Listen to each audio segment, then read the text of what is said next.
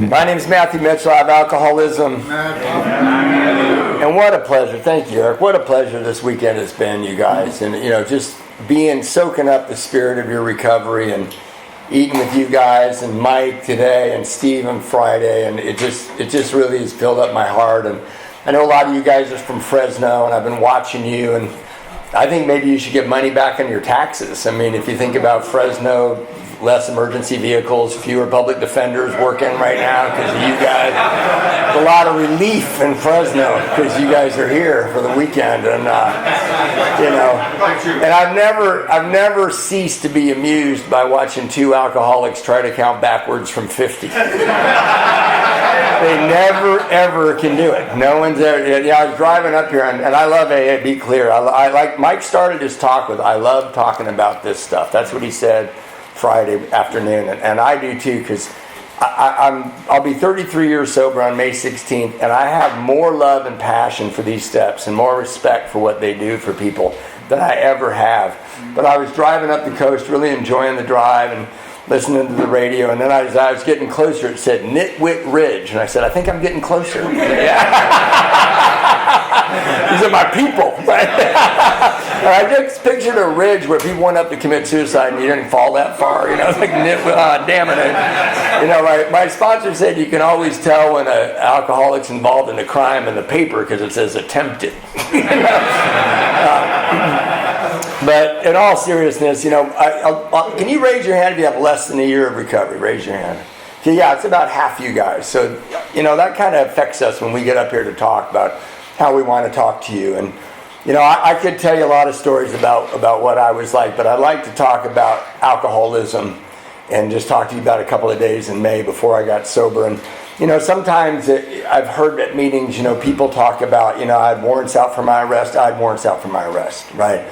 I owed everybody money, I hadn't paid my taxes, And those are called circumstances. That's not alcoholism. I know a lot of people that have those things that don't have alcoholism. And one of the things I learned in AA is my circumstances weren't my problem. I was sure they were. Right? But I have alcoholism. And if you're new in here, I want to talk to you about what that looked like in my life. I had a great life. I get embarrassed. I say this sometimes, I've sponsored a lot of guys, and I've had people living at my house while they're detoxing, and I know a lot of us were raised by wolves. I know that, right? I was raised by golden retrievers. My parents were really nice, and they saw to it that I got raised, and they paid for college, and they loved me, and they paid attention to me. I just have alcoholism. My grandfather died of it. My grandfather was an investment banker. He died while my dad was fighting World War II in 1945, and on my dad's deathbed, he said, that guy that started your club tried to help my dad. And I said, what are you talking about? And he said, that Bill Wilson guy, he tried to help my father. And it makes sense. My grandfather was an investment banker in the 30s and 40s, and he died of acute alcoholism. My uncles have all died of it. My brothers have it. One brother 12-stepped me, and I 12-stepped the other one. And it doesn't care what you think about it. It doesn't matter what you think about it. It just matters that you have it. So in May of 1993, I lived in an apartment by the beach, and the ocean was where the next building over was. It was really close to the beaches on Catalina Avenue and Redondo Beach. I hadn't paid my rent in a while, but there was a guy I was kind of subletting for, and he was paying the rent, so I ended up owing him a fortune when I got sober because I never sent him the rent check. And I was sitting in this room, and I drank away. I had 2 college degrees, graduated at the top of my class. I went on the road with the rock and roll band the day after I graduated. I was on the road for almost 12 years. I got kicked out of some really decent rock and roll bands for drinking too much. And I sometimes think that's all. What was it like? I got thrown out of a rock band for drinking too much. The bar was so low, and I just crawled under it, with some pride. Hey, you guys standing in the back? There's a bunch of chairs. Come on in, please. I don't want you standing in the back. Be part of it. This is a we thing. There's chairs here. There's chairs in the front row where you're dying to sit. Raise your hand if you have a chair. There we go. So anyway, come on in, be part of it. So in May of 1993, my circumstances were I drank myself, I like to say I drank myself out of the last job that was beneath me. Remember that? When you take a job and you're like, this job is so lame. And then you can't do the lame job you took, you know. And I got a job. I just gotten thrown out of the last band. I came home. I got this apartment with my buddy. He moved to Mexico and said, I'll rent the apartment, just send me the rent. And I got a job as a waiter at a Marie Callender's restaurant in Hermosa Beach. And they read my resume and go, dude, you have 2 degrees. And they made me the manager for Friday through Monday. And I thought it was so lame. I was like, I'm a rock and roll musician. I just played at CBGB's last year, and now I'm managing a Marie Callender's. And thought it was so lame. And then the day they fired me, I couldn't believe it. I was so humiliated. I was terrible at it, but I remember I wanted to get out of there as fast as I could, and I ran down the stairs, and this waitress goes, I need to talk to you. And I go, I don't want to talk to you. And she goes, hey, I'm pregnant. And she was 18 years old, and I was 30 years old. And, you know, I'm just being honest. I'm just telling you what I was like. If you had lined up the waitresses at Marie Callender's that possibly could be pregnant from me and said, which one do you want to get pregnant? I would have said, not her. And I'm not proud of that, but in my head, this 18-year-old blonde beach girl was selfish and self-centered. I'm 30 years old thinking she ruined my life. And I ran out of there, and I pretended I had a car in the employee parking lot. Remember our pride? And I marched out there. Then I had to sneak around to the bus stop because I'd lost my car. I didn't know where it was. And I went to the bus stop, and I took a bus home. And I pretty much just sat and drank. So this is 6-7 months later. It's May of 1993, and I can hear the ocean at night, but I don't even know what that sound is. I never saw it. I just sat in my apartment and drank.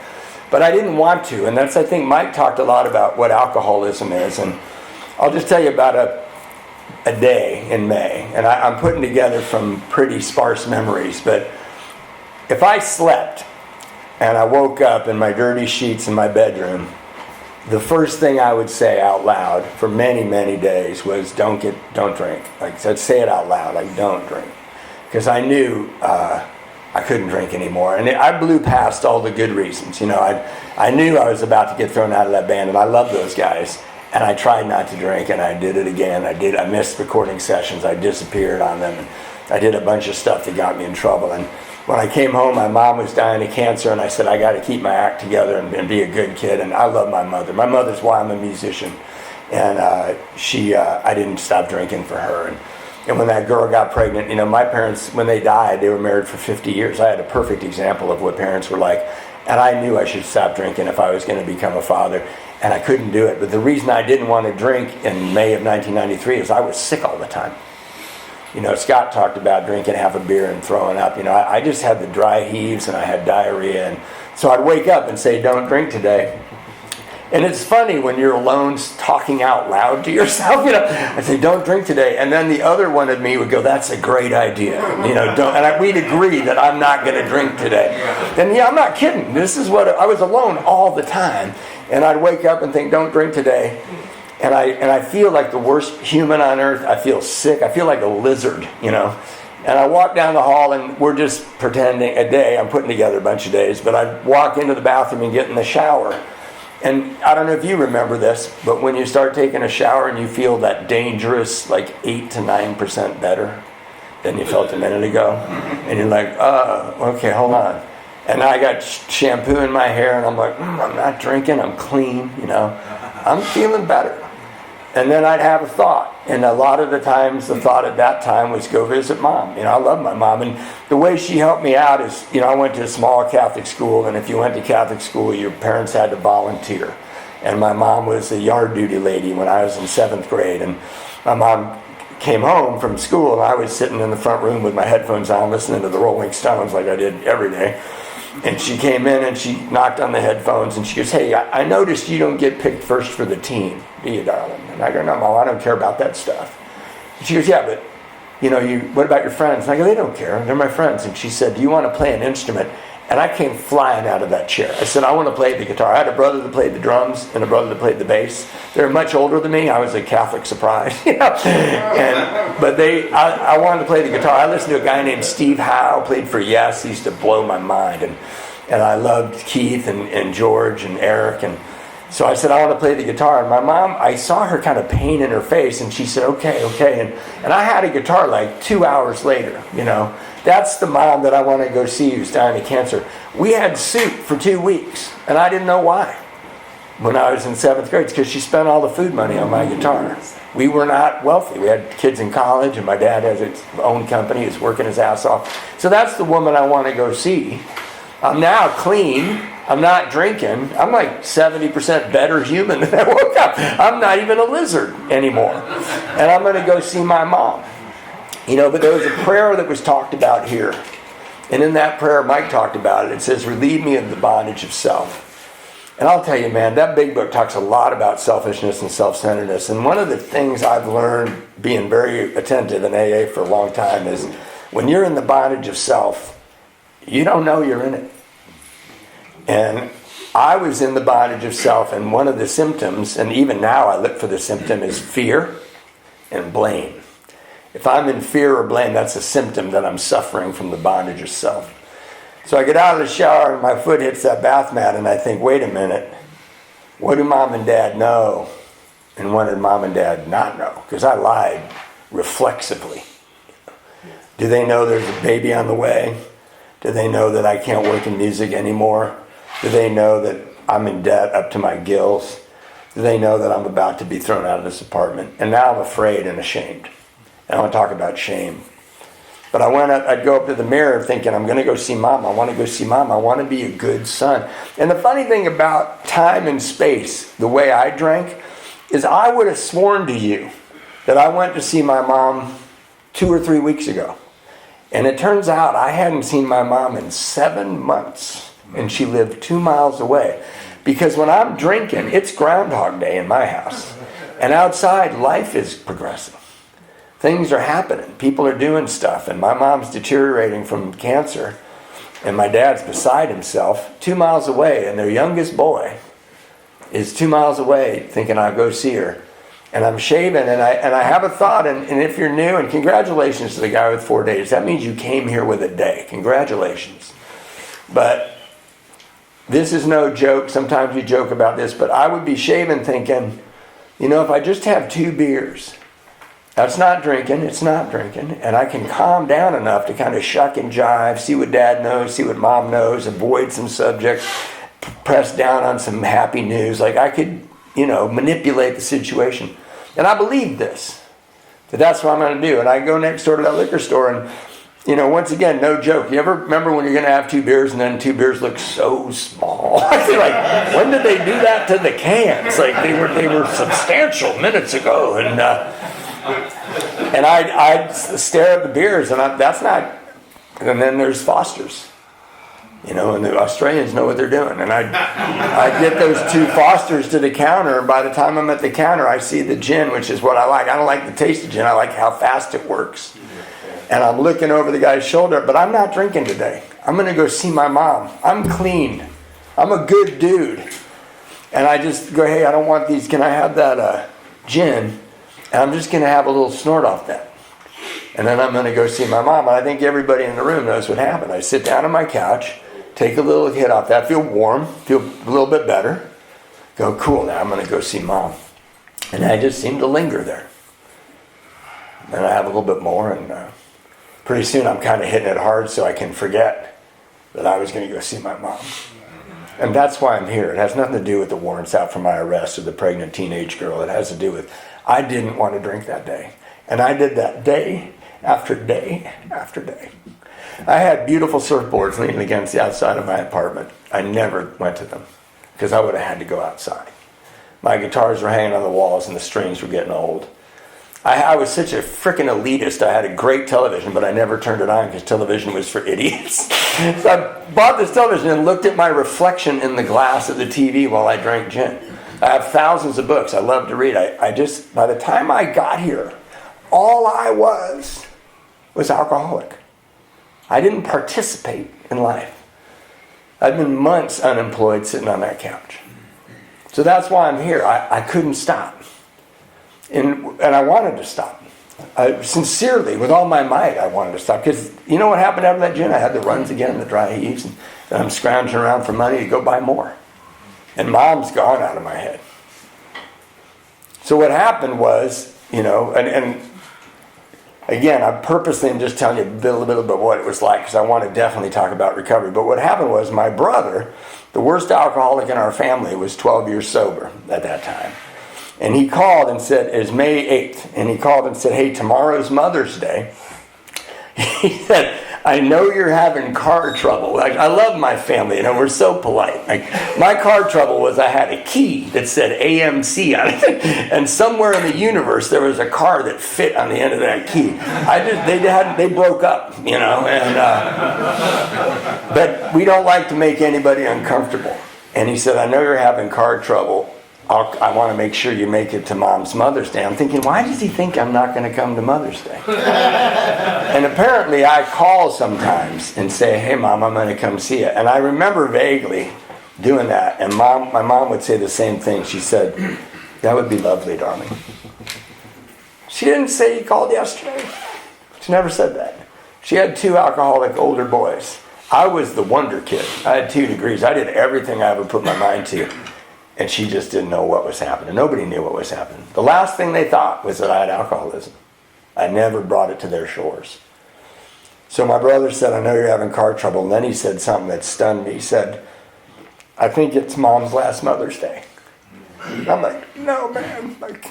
I haven't shown her enough. I haven't shown her how much I love her. My mom was a really good, my dad was this Irish, funny, storytelling guy. He had a terrible alcoholic dad, and we never spoke his name. He died in the 40s, and my dad my dad fought in the Battle of the Bulge. My dad fought, and he liberated Dachau in World War II when he was 19 years old. My dad was my hero, right? And he can't lose this woman of his dreams. And my mom was this lovely, nuanced, observant woman, and he said it's Mom's last Mother's Day. And man, when I hung up that phone, I was going to get a card. One of the things about having a degree in comparative religion and a degree in English studies is you're really good at writing cards. That's about it. You never get hired for a job. Like, what do you know about Faulkner and Islam? Nobody ever asked me that there. I have these 2 degrees that nobody cares at all about. But I can write a hell of a Mother's Day card. And so I'm going to go blow my mom's mind. I know I can do it, right? And I'm going to go get some flowers. I'm going to do my laundry. I'm going to show up and show my mom how loved she is by her youngest boy, who she shepherded into success. She helped me go to college, gave me some advice. When I went on the road with the band, she said, just be a contributing member. But my dad said, just be a contributing member of society. They're both on the phone. I was called from North Carolina. And she said, my dad said, be a contributing member of society. And he hung up. And I said, Mom, what does that mean? And she said, that means don't call Dad for money. I said, okay. And I never did, right? I was successful enough to not do that. But, I was going to do all these things. But I went over to the couch, and I opened up that bottle of gin. And I didn't take a shower. I didn't get the card. I didn't get the flowers. In fact, my brother honked his horn. And I'd been sitting on that couch. I'd fall asleep for a while. I'd go to the bathroom. I'd throw up. I'd drink some more gin. And he honked his horn, and it was 10 o'clock in the morning. It was time for Mother's Day brunch, and I want to hurry this up. I went down there, and my older brother and sister had come in from out of town, and my local brother picked me up. And when I walked out to the car, his mouth just dropped open. And that's funny. I can tell you guys, the men's stag, I can tell you why I didn't let him in my apartment. He honked his horn, and I looked out, and then I looked around my apartment. And suddenly it's hard to explain, you live in squalor. My friend Beth says alcohol takes a bite and you adjust down, takes a bite and you adjust down, then you're living in squalor and you don't know how. So I had all that stuff. I had dirty dishes and beer bottles and gin bottles on the floor. But also, when I would get a little speedy, when that waitress used to go, hey, try this, we can have sex all night. So when she'd leave, I would get out like Life magazine and these different magazines, and I cut out little pictures, and I started making these really intricate collages on the walls, right? And they were like art, like freaking art, and for me. And then the guy next door, excuse me, this is an anonymous program. The guy next door his girlfriend moved in, and all of a sudden there's Penthouse and Playboy, a whole box of them on my porch. So I got a little speedy, and those got into the collages, you know.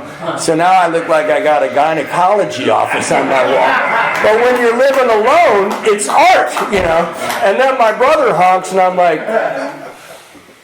I can't explain this. This grew over time. You have to come from the beginning to know what's happening here. So I run out there, and my brother looks up at me, and his chin drops. And I'm like, I go, this is my cleanest, dirty shirt. What's his problem? And you could see my skull. I weighed 108 pounds. I'm actually shorter right now, and I weigh 160 pounds. I don't know how I was 52 pounds lighter than this, because I'm not fat. And I went out there, and nobody had seen me. And we drove down, and I ruined Mother's Day. And I don't know what I did. I have no idea what I did. I just remember how they looked at me.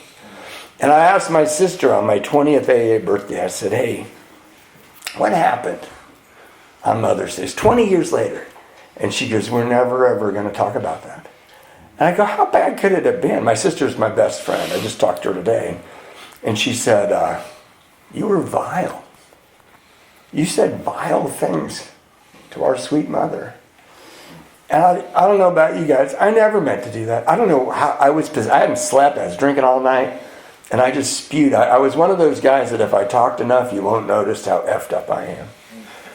And I don't know what I did, but my brother mercifully took me home.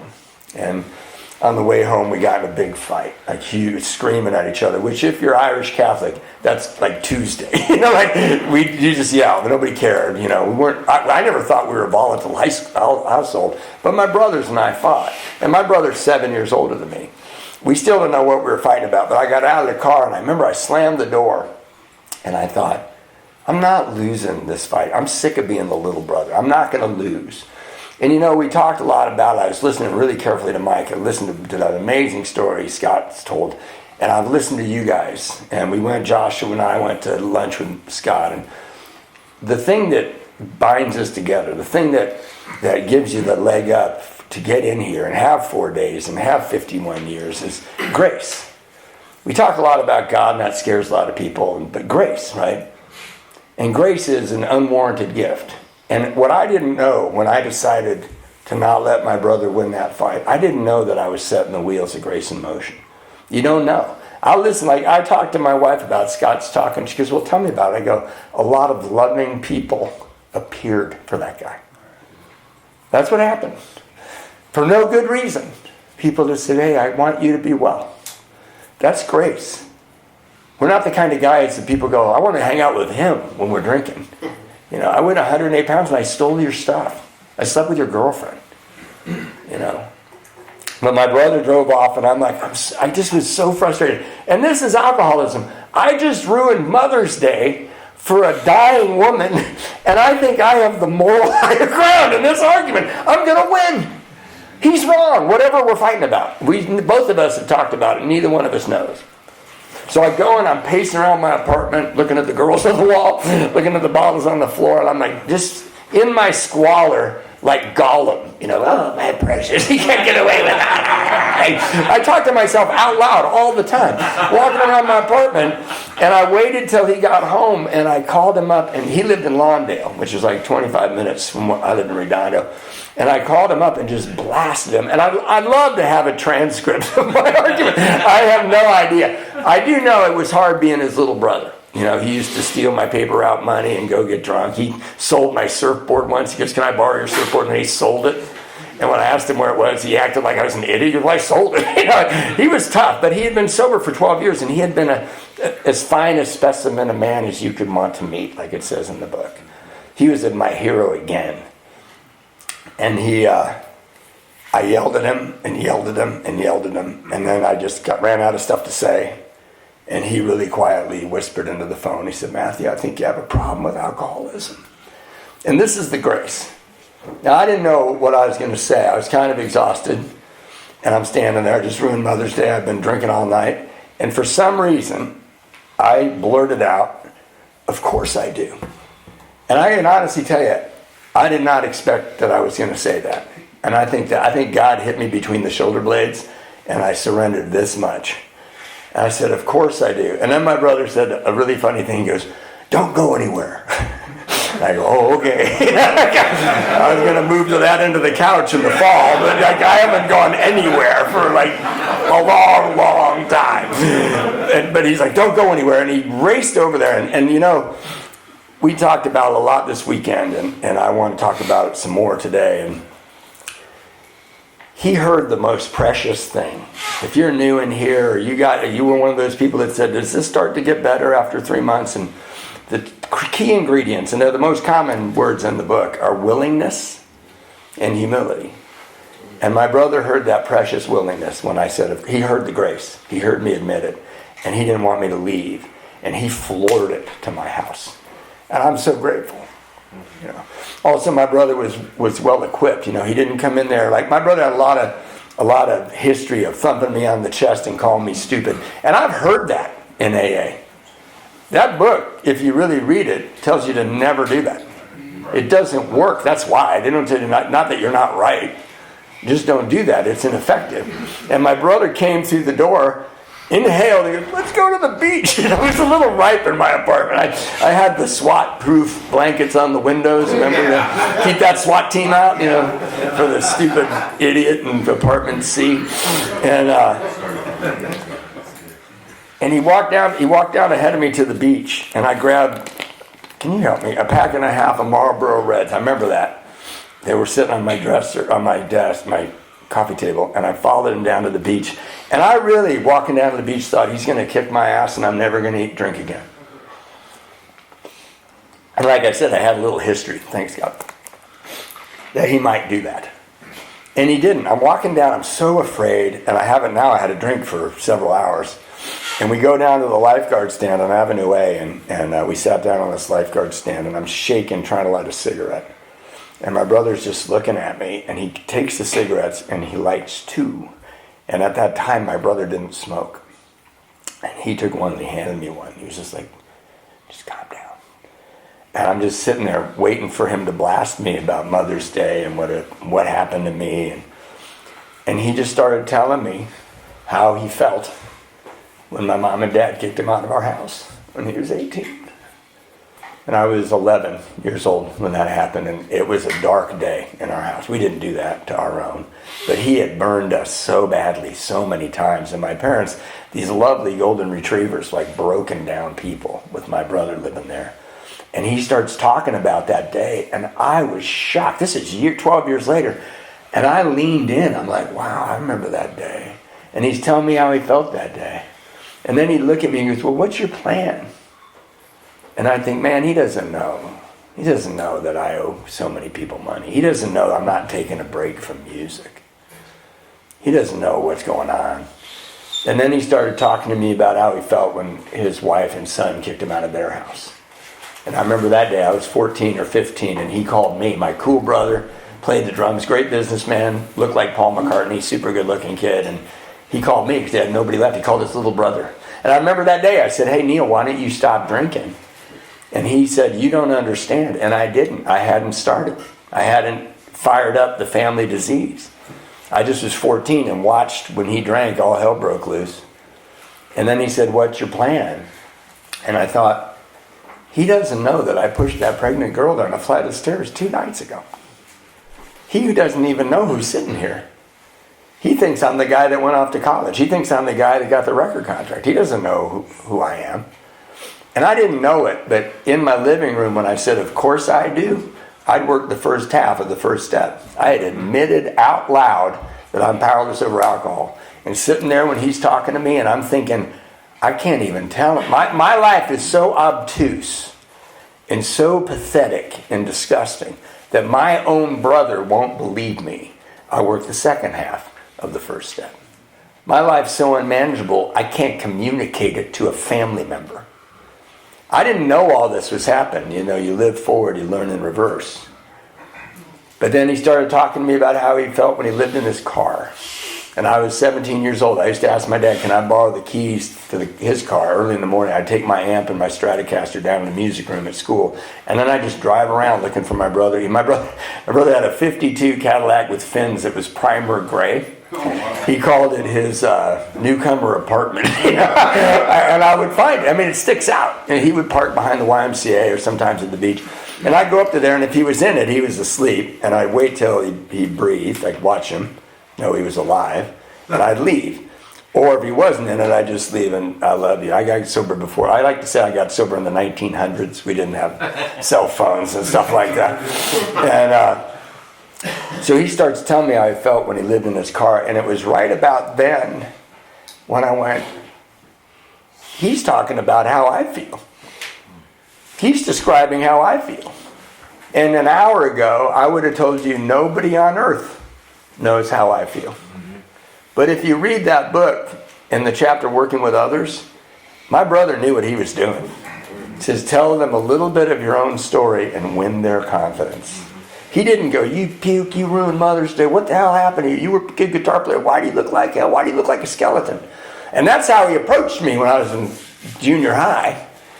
He came armed with certain facts about himself.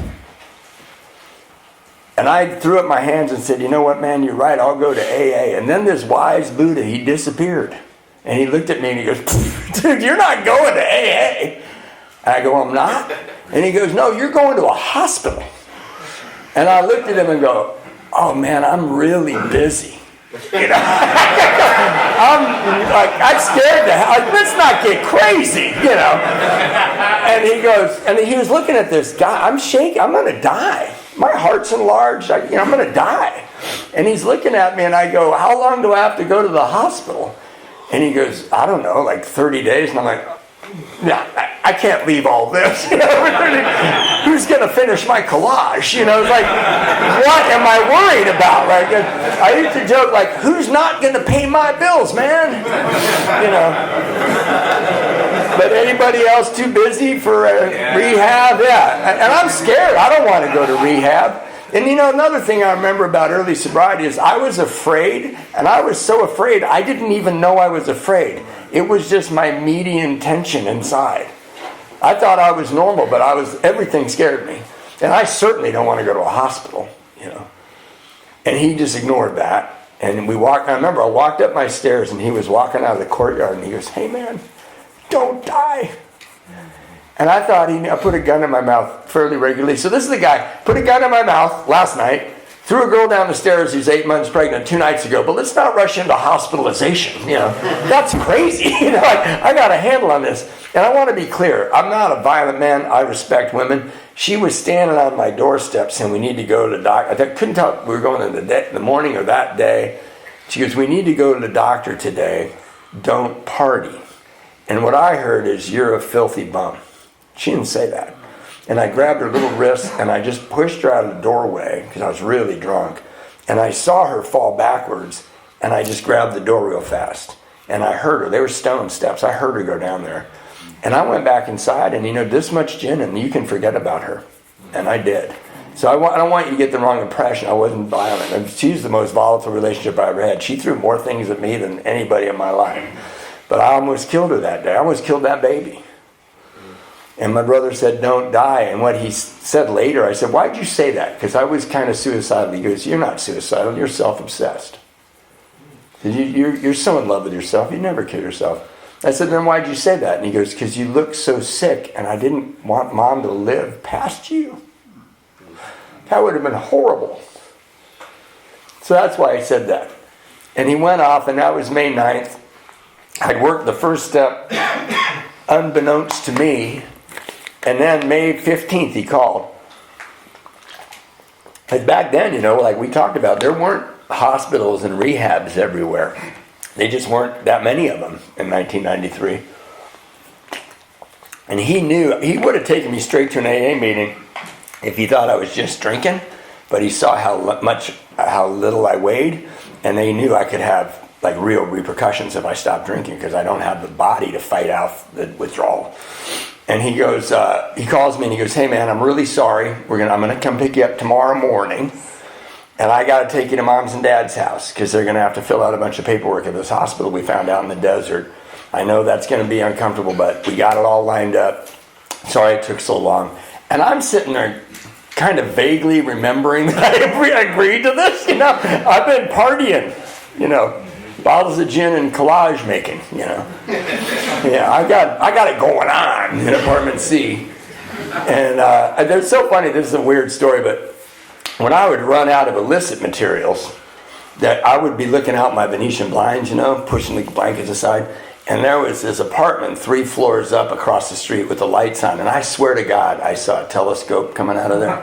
So when didn't have any drugs in me and I was just drunk, I'd go out there and go like this at 3 in the morning.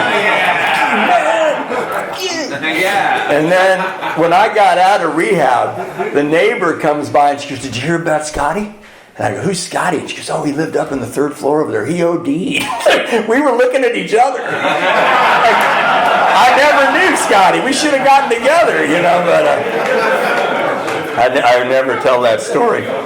So my brother says he's coming to get me, and I'd love to tell you, it's like, "Oh, I'm going to rehab. I better freshen up the place. You know, I better do my laundry." And if I just went rehab, and I went next door to Mr. BJ's Liquor. Mr. BJ, he was this old guy. I used to go there when I was a kid learning to surf. And I mean, this guy had this liquor store forever.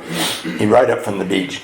And when I would put the gin on the table, he would look over his glasses and he goes, "Matthew, you have a problem. And your problem's trying to tell you that you don't have a problem." And I would say, "Are you the Riddler?" Because I just want this, and we did this yesterday. I'm just going to buy this. You're going to, you know, that's how it goes. And I would walk back to my apartment in my pajamas going, "What's he mean I don't know I have a problem?" You know, like, and he was selling me my problem. And so I went to Mr. BJ's, and I got drunk, and I passed out on the floor. And you ever have those mysterious pass outs where you wake up and it's almost like that game Clue? You're looking around like, what happened? Because I fell backwards and I hit my head on the wall and my neck was like this against the wall. And the phone rang, so I woke up. I thought it was him, my brother. And I was really wet. The back of my back was wet. And I answered the phone, and it wasn't my brother. It was this woman who said, "Hey, your daughter was born. We've been calling you all night." But I didn't answer the phone in the middle of the night because that's the bad guys, right? And I rolled over and I had fallen on a big gulp, you know, and there wasn't a 7-Eleven for miles. So I'm like, did Martians leave a big gulp in my house? Because I don't entertain, you know. And I'm looking around, and I got on these hospital OR scrubs, and I got this hole in my t-shirt, and I grabbed some flip-flops, and she goes, "Can you come to the hospital?" And I go, yeah, I just came out of this. And just like that, I ran out with my car key and a bunch of optimism into the Redondo Beach going, "Here, car, you know, I'm going to go see my baby." And I haven't thought about anything. I just am awake, barely. I don't know why I'm so wet on my back. I can't find my car. And then I found my car, and this is a miracle of grace. There was so many tickets on my car. And in Redondo Beach, they tow you or boot you pretty quick. No boot. I wasn't towed, and it was an AMC, and it started. That's called God's grace. That car didn't start when I used it a lot, and I hadn't found it. And I started the car. I took all the tickets, put them with their buddies in the back seat, and I drove right to the wrong hospital. You know, anybody relate to this? I love it when I read that part in the big book with the newcomer goes, "Alcoholics are selfish and self-centered." I have to hold back from telling this story. I went to the hospital where I was born. Because that's where babies are. Everybody knows that, you know. 30 years ago, a baby was born there, therefore that's where all babies come from. And I drove the Little Company of Money Hospital, and I run in there, and I'm yelling at this lady, this poor blue-haired lady, volunteer, candy striper, and she's going, "You know, you can get as mad." And I look like the Pirates of the Caribbean, you know? Not the movie, the ride, you know, like that kind of that guy. I don't look good. Like, I look bad. I don't know I look bad. I think I look like James Dean, you know. And I go in there, and she's like, "They're not here." And I had another one of those moments of clarity. And a lot of times we talk about moments of clarity in here like they're good things, but they can be a little much. And I walked out. I recently came up with a really good analogy of what it felt like that day. I walked outside, and the Getty Museum in Malibu is the Antiquities Museum. And I went there a few months ago, and there's a vase. It's like this big, and it's paper thin glass, and it has like a crackly design, you know. And it's 27 100 years old. So it's been around since before Christ walked on earth. And I remember looking at that bass thinking, that's so beautiful and fragile, and it survived all these years, and it's so, whatever, precious. And when I think about that moment of clarity, to try to convey what it was like, as I was standing there, I just couldn't find the baby, and it was like I took this precious thing, my character, my dignity, and self-respect, which I knew even if I went to my brother's AA, I'm never going to get character, dignity, and self-respect back. I took all the love of my parents. I took my talent that God gave me. I took all my opportunities. I took all those people that tried to help me. And they were this precious thing. And it was like I smashed it in that parking lot. And I could see these little tiny pieces. And it was so overwhelmingly obvious that I can't put that back together. That's never going to happen. And I gave up. I didn't surrender. I actually gave down. And I decided, there's a gun at my house, I'm going to go shoot myself. And I walked to my car, I got in my little AMC car, and I put my head on the steering wheel, and I'm crying, not like sobbing, just like I can't stop having tears come out of my face, and snot's running down my face. And I start that car, and my head bounces off the steering wheel because the car went like jerked. I hadn't driven it in months. And right when my head jerked back, the name of the right hospital came into my head. And if you're new here, that's grace. It really is. I'm not Pollyanna. I'm not making that up. If anybody here meditate, anybody really try to meditate? Dude, it's in a step. Raise your freaking hand. Anybody ever? Okay, 4 people. So half of you guys tried to meditate. If you try to meditate more than 3 days in a row, the first thing you find out is, wow, I'm not in charge of the thoughts that come into my head. I was in Australia a couple of years ago, and I was meditating in my hotel room, and Carla Rojo came into my head. Carla Rojo was this girl in 8th grade who wouldn't go to the dance with me. I'm 63 years old, and I'm like, yeah, screw you, Carla Rojo. Like, why am I meditating? And like, that's how random these thoughts are. And I wasn't trying to think of the name of the right hospital. I was pretty happy being dead soon. I don't want to meet this baby. I don't want my mom to die. I wasn't depressed. I'm a coward. There's a difference. I've worked with depressed people. My father was bipolar. I just had so many problems. I didn't want to see how this was going to work out. So I drove to the right hospital because this grace. I had an involuntary electrical impulse go across my brain, and it said St. John's, Santa Monica. And I drove right to that hospital. And I ran up the stairs, and I ran into that room, and I was lizard brain again. You know when you're just task-oriented? Got to get to the hospital, got to see the baby. I'm not thinking about what that's going to be like. In fact, I remember another moment of grace. There's these 2 glass doors from the parking lot I walked in, and her parents, this teenage girl, were walking out the other 2 glass doors. And I could see them. I was like, whew. And I didn't get in the elevator. I still don't know why I didn't, but I ran up the stairs to the maternity ward. And I'm looking at all the hospital numbers, and hospital rooms are weirdly numbered. I'm like trying to figure out, I have 2 degrees and I can't find this room. I'm looking 10-CX5, and I get down there, I'm not thinking, and I walk in there, and there's Anna, the mother of my daughter, lying in bed. And she's glad to see me. And I felt shame go through my body.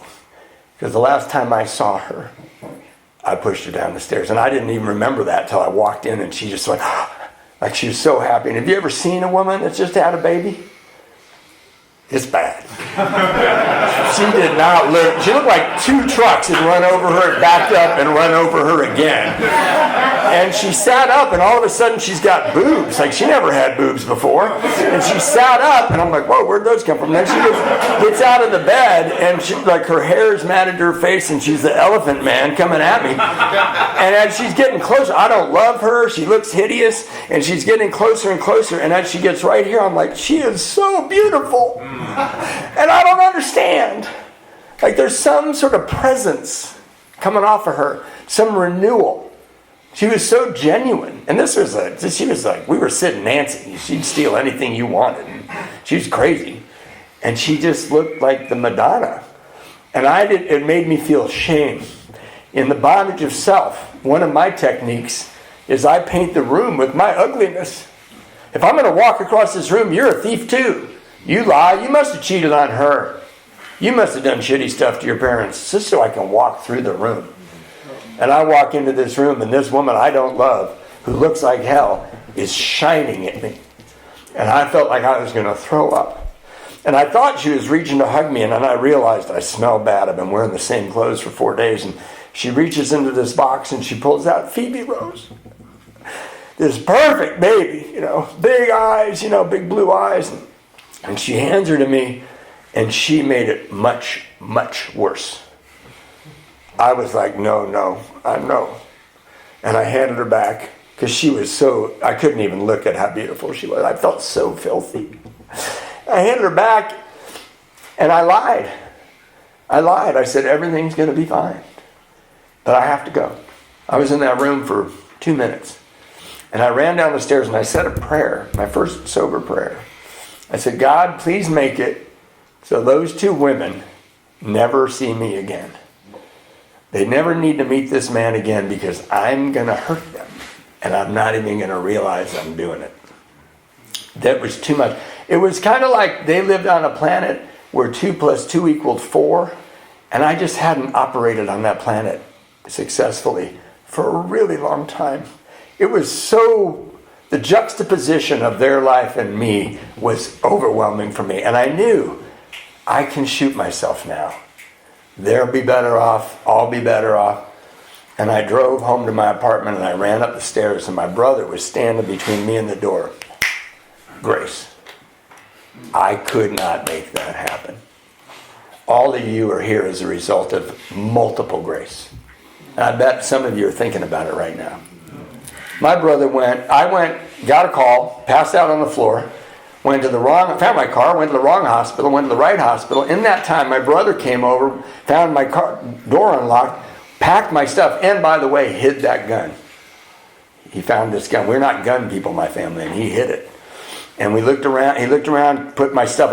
I didn't have much stuff, so it was a very small duffel bag, And he was walking out right when I was walking up. I don't know what you call that.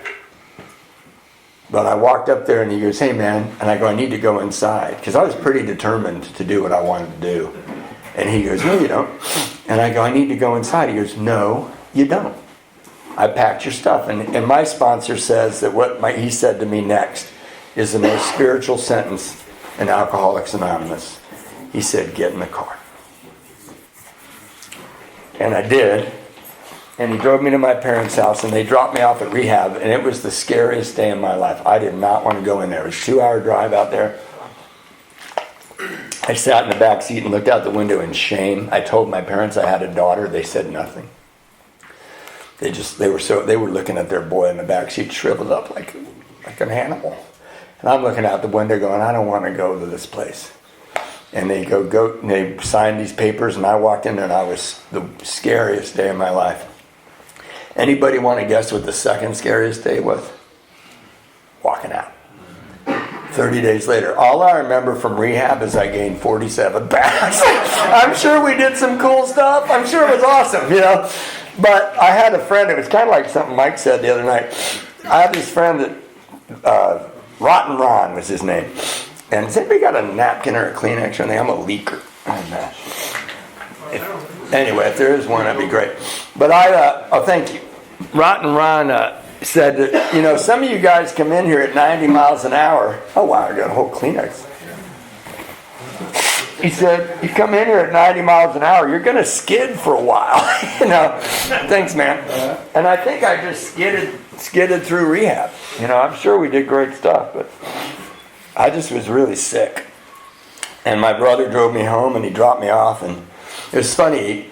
My brother picked me up, and just between the hospital and getting gas, he was out at a party in Palm Springs with his group, the Trudgers, and just between Palm Springs and getting gas at the gas station, he goes, hey, you know what? I'm kind of tired from the weekend. You want to drive home? And I'm like, man, I get to drive my brother's car. My brother never lets me drive his car. This is sobriety stuff. This is awesome. I got my chip inside. I got my 30 days. And he goes over and he falls asleep in his car, and I drive back, and I was so full of fear, I'm like, I felt invincible like 10 hours ago at that hospital getting my chip from all my buddies. And now I'm like, I got a baby. I owe everybody money. My mom's dying. I can't stay in that apartment because I haven't paid rent. I'm driving home just filling up with like, I don't know how I'm not going to drink again. I really didn't. And again, I don't know how afraid I am. It was my normal space. And I get home and I pull up in front of my apartment and my brother goes, hey, he wakes up, he goes, hey, go to a meeting tonight. I got to tell you, later on, a few months later, he goes, remember when I had you drive home from rehab? And I go, yeah. And he goes, yeah, I wasn't really sleeping. He said, just between rehab and the gas station, you were blurting out so much newcomer BS. I could hardly stand listening to you. He goes, I'm going to cure cancer. I'm sober, man. I'm a dad. And he goes, I just said, I can't take this for 2 more hours. And he goes, I pretended to sleep so you'd shut up. So, welcome to AA. And but he pushes me out of his car and he goes, gets my bag and he goes, go to a meeting tonight. And again, my first thought is, these guys are so intense. Go to a meeting tonight. But I lied all the time. Like my reflex was, oh yeah. And I go, yeah, I'm going, of course. And I really just want him to leave. I want to go clean up my apartment.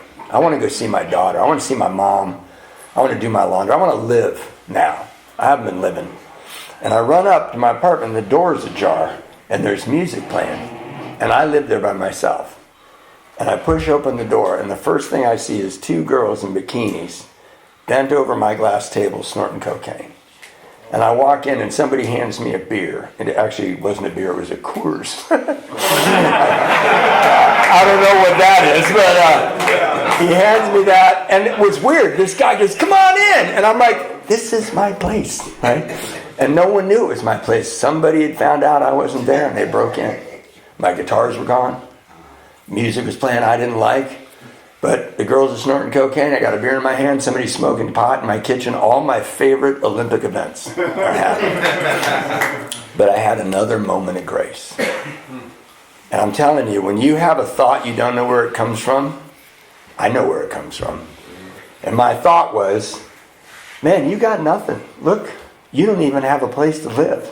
Your guitars are gone. And they're the most precious things. Everything's gone. And and then I thought, well, you got 30 days. Because I had this chip, And I never had 30 days. And the thing about the 30 days was I was going to sleep at night and waking up in the morning. I was in conversations and I was laughing at the appropriate time in the conversation. I was talking to human beings and they were looking at me like I wasn't a freak. I liked it. And I thought, you got 30 days. And also, I owed everybody everything. Right? I should have sold those guitars to pay my debtors. But I could write my name under those 30 days and go, this is mine and you can't have it. It's the only thing I had that was mine. So if you got 4 days, those are 4 precious things. If you got 3 months and you're wondering when it gets better, look around you, man. It gets better. But if those 3 months mean nothing to you, you will treat them like that. So I ran away from my own apartment. I put the beer down on my porch and I ran away. And it was weird running away from a party at my own apartment. It was a weird feeling. And I got nothing. I left my duffel bag with my 4 items in there, And I ran to a payphone and I called AA. I lived in Redondo Beach. I ran 2 blocks. I called AA and I pretty much barfed on the guy everything I've said to you guys so far. I'm like, I was a rock star, man. My mom got cancer, baby! Ah! Like, I was messed up, I was my mother's curse. And this poor guy at central office going, He's waiting for a break in the story. And then I finally went, and he goes, where are you? And I look up, and I go, I'm on the corner of Burl and Redondo Beach Boulevard. And he goes, wow, that's weird. And I go, why is that weird? And he goes, because right across the street from you is a meeting called Stompers. And it starts in 15 minutes. We're swimming in it. We have grace all around us. That's what you saw all weekend. The reason I can't see grace is I'm in the bondage of self. The formula is surrender. Grace. And all I did, the littlest surrender I did to get all that grace I told you about so far is I said, okay, I'll go to rehab. That's all I did. You don't have to do a big surrender to get a big dose of grace. But I actually said to the guy, So what do you think I should do? I'm like, that's awesome, but I thought you'd send a car and a therapist and some bottled water. I'm a mess over here. And he's like, and the poor guy, he goes, I think you should go to the meeting. You know, like, he probably had like a year. He signed up for central office, and he got me. You know, I still would love to see that guy. Like, so I was afraid. I don't say this very often. I walked around the block twice. I didn't want to go in there. In Buddhism, there's a precept. There's something they talk about in Buddhism. It's called the 10,000 things. And I love this because it's like grace, the way they describe grace. And what they say is 10,000 things happen so the next instant can happen. So everything that's happened to you, 10,000 things happen. So that's why I know there's all this grace in here. If this is a regular AA meeting, then 20% of you didn't want to come. You're like, oh God, Jim said he's going to drive. I don't want to go. You know, or oh shoot, I think I have a commitment. Or wait, I get to play my guitar on Friday, so I'll sit through those 3-lane meetings so I can sing for 10 minutes, right? We don't come here willingly a lot. I didn't, you know, but 10,000 things happen. And I walked into that meeting. June G was speaking. I don't remember it. She's a good friend of mine now. All I remember was her up there going wah wah wah wah. You know, I'm like, what? And you're all laughing and hugging. I'm like, I'm screwed, you know. And I got up to leave after an hour, and I was safe for an hour. And I didn't lie to my brother. I accidentally went to an AA meeting. And I walk out in the 10,000 things. A friend of my brother's walks by, and this is not a trudger meeting. He never went to that meeting, this guy. And he goes, hey, you're Neil's little brother. And I said, yeah. And he said, I heard you look like crap. And I said, that was 30 days ago, man. I've been doing some real work over here, you know. And eating and sleeping and stuff, you know. And he goes, do you need a ride home? His name is Coffee Shop Jim. And I said, yeah. I still don't know his real name. I've known him for years. It's Coffee Shop Jim. And I said, yeah, I could use the ride home. I ran here. You know, I ran to my first AA meeting.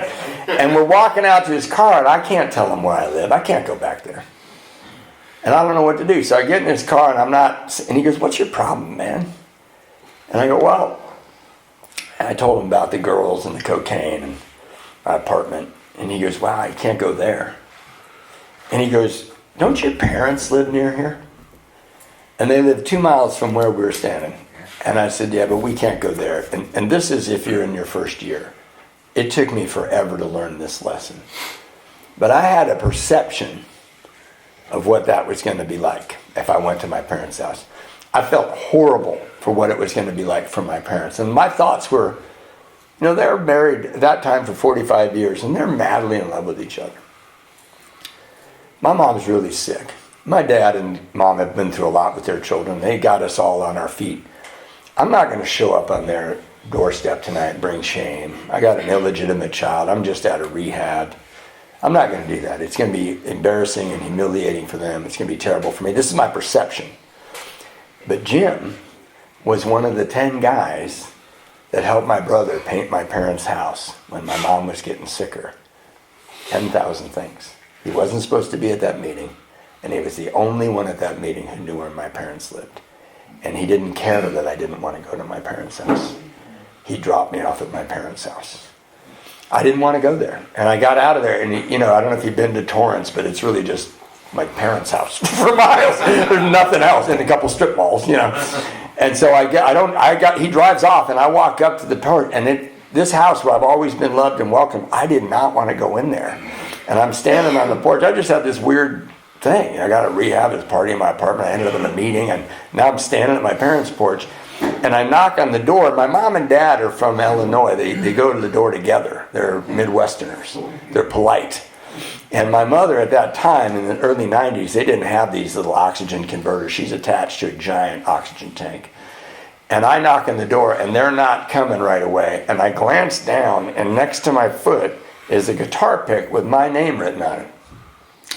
And I don't know when I dropped that, but it was at least 7 months ago. And my mom and dad are fastidious. My dad was in the military when he was young. My mom was a great homekeeper, and they would never leave something like that. So it was a little bit of grace. I was like, what's that doing there? And then the door opened, and my mom gasped with joy. She was, And she looked at me and she was so happy. And my dad like kind of straightened up. So I told you what my perception was, right? And the lesson here is my perception has very little to do with reality. I'm looking through a kaleidoscope of resentment and guilt and fear and anxiety, anticipation. I got so much mud in my kaleidoscope that if I just move it a little to the left, perfect reality is right in front of me, and I can't see it. Yeah, they were married for 45 years. They're madly in love with each other. And you know what they did for the last 30 nights? My dad helped my mom kneel down next to her bed, and he knelt next to her, and they prayed, Matthew, Matthew, Matthew, help him. They were shocked that I went off the rails. I was the good one. And I was perfect. It was perfect. And if you're new here, I got to tell you something. Uncomfortable is sometimes perfect. And we're not built that way. We're pleasure seekers. You come here, you got to start making room for joy. That's an uncomfortable process. And I moved in with my mom and dad. I was there for a year. My mom was dying right in front of me. And my father would wait till we put her to bed and he'd cry on my shoulder. My mighty father. It was really uncomfortable. And I would give anything to go back there and do that again. It was perfect. I woke up there the next day, and it was like the Wizard of Oz. I'm like, oh shit, I'm at my parents' house. Like, I opened up my eyes, like, this wasn't a dream. Yeah, I had a life-size poster of Eric Clapton. My wife finally made me throw it away, but it was this life-size poster, and I woke up. I actually said, I'm back, Eric, and he's standing there all wise, didn't say much, and I can hear my parents getting up. I'm like, oh God, this is going to be weird, So I grabbed this meeting directory that Coffee Shop Jim had given me, and I found a 7 a.m. meeting. It was like 7 o'clock already. And I ran out and go, hey, Dad, can I borrow the car? There's an AA meeting. And he just took the keys. He goes, son, if you go to an AA meeting, you don't ask us. You just take the car. Because he saw my brother come out of his car. My brother at that time owned his own company. My brother bought a home. My brother showed up to my parents' house. And he goes, you go, man. And I go, okay, good. I just wanted to get away from the uncomfortable place. And then I go to the other uncomfortable place. You guys. And I don't like you guys. I was like Mike. I'm walking in like, don't hug me, don't touch me, stop kissing people. Like, I don't know, like, what the hell is this? I had my bros in rehab, but now everybody's all airy-fairy and Pollyanna, and they've got this crappy coffee and acting like it's bad, and I don't know what's happening here.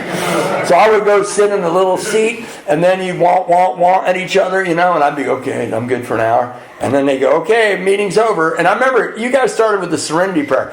I remember with the first time I heard the Serenity Prayer, I was like, Jesus, seriously? Like, I know prayers and Christian mystic prayers. I know Islam prayers. I know Buddhist prayers. God grant me the serenity. I was like, this is lame. And I'm not dumb. I translated it into what you guys are. Give me the patience to put up with all this crap. That's clearly the first part. Give me the patience to put up with this crap. The courage to change. Now, I went to Catholic school, right? These nuns, one nun looked at me when I was in 7th or 8th grade, Sister Dennis Ann. I'll never forget this. I was sitting right in the front row. I was class president. I wasn't a bad kid.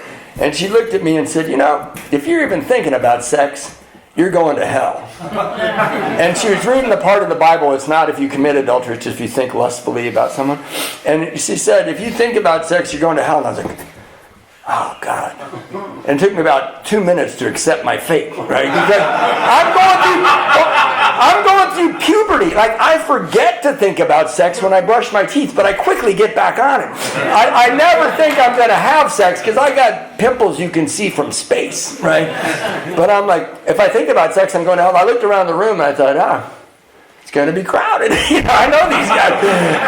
But when it said the courage to change, I just totally blocked that because I tried to be good the way they said good looked. I didn't know I was just a normal human biologically changing, and they made it sound like I fell short. And I tried through force of will to be a good person the way the measuring stick was given to me by these nuns and priests, and I failed over and over. So when it said the courage to change the things I can, tried that for years, doesn't work. By the time I got to wisdom, I'm not even paying attention. And then I go home to my mom's and dad's house, and it gets really uncomfortable after a while because, they're loving and forgiving and kind, and who can put up with that kind of nonsense? I live with Martians, and now I'm on Earth going, I don't know how to act. In fact, we were having breakfast, my dad and I, like months later, and I said, Dad, I got to ask you. I go, there was a guitar pick on the porch.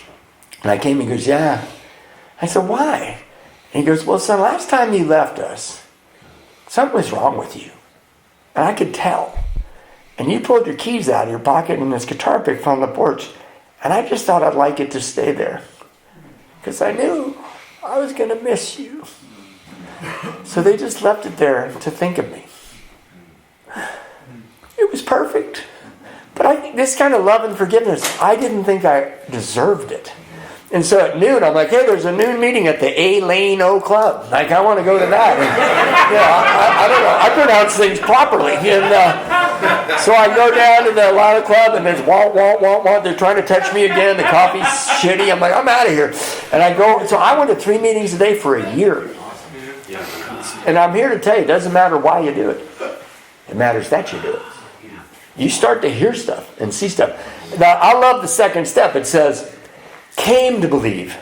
That's really important. It's a process that happens, and we need to let that happen, and we need to be an example of why and how that happens. It doesn't say somebody read We Agnostics till we said uncle.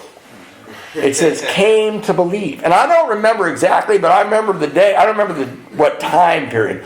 But I remember I woke up one morning at my parents' house, and I could hear my dad. It was 6:30. I was always going to 7 a.m. meeting now. And my dad's trying to make breakfast, and that's not good. My dad never did that. He's not allowed in there. And I got my clothes on, and I ran down there, and sure enough, there's like eggs on the counter, and the bacon's in the wrong pan. So I'm like trying not to make him feel weird, and I'm like fixing it. And he's like, oh, thanks, son. I want to make breakfast for your mom. I go, yeah, I know, Dad. And he starts telling me, he goes, let me tell you how much I love your mother. And I'm looking at this man. He's 70-something. Yeah, his late 60s, early 70s. And he said, he started talking about intimacy, a long marriage. And I'm looking at this guy, and I know what he saw in Germany. I know what my dad went through, and I know what he went through when he was raising my wayward brothers, and when he built this company he built. And I'm just looking at him, and I could see how beautiful he was. And I didn't know it, but I was coming to believe. I got enough relief from the bondage of self to see perfect reality that had been walking around me for months.